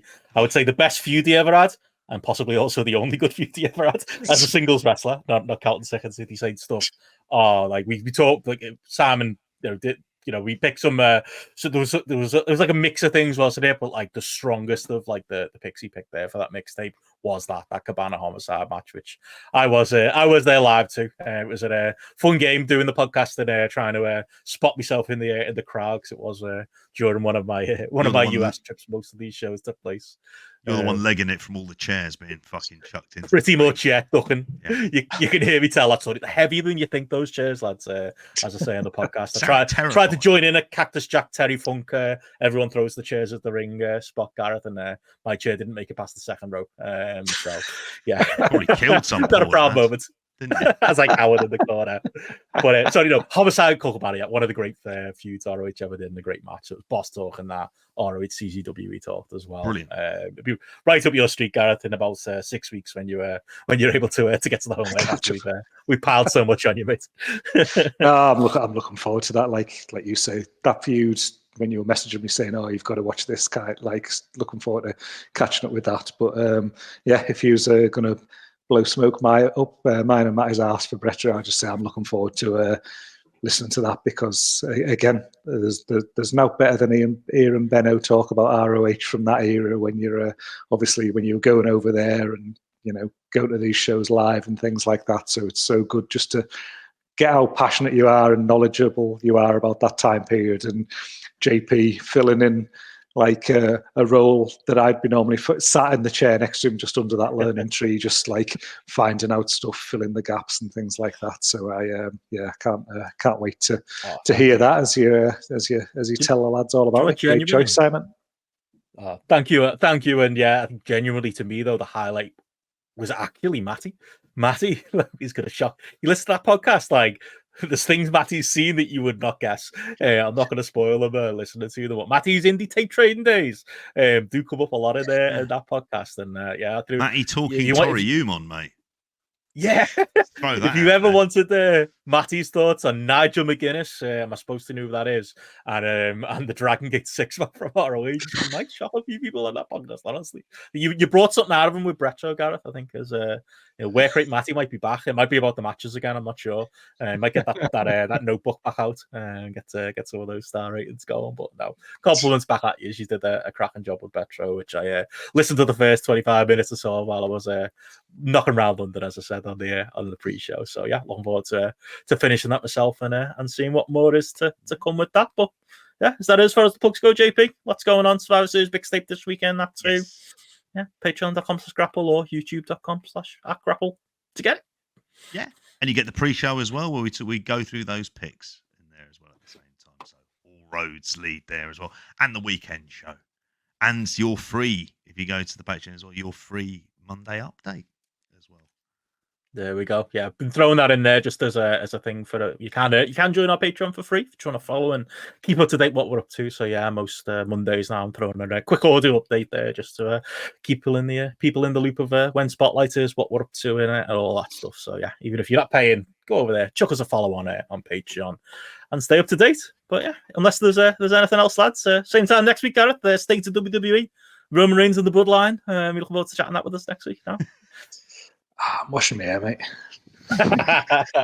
Survivor Series review. Oh, well, if you're on the mixtape though on Sunday, so that's the main thing. As long as we get you there, that's it. So yeah, next week obviously we'll have Matty on the show, filling Garrett's seat talk, and the WWE Premium Live event that's coming from Chicago next week, as well as Collision, Rampage, and all the other good stuff going on the weekend. But outside of that, unless there's anything else to plug, bye. We'll see you again next week. So yeah. Good night, all. Thanks, patrons, for tuning in live.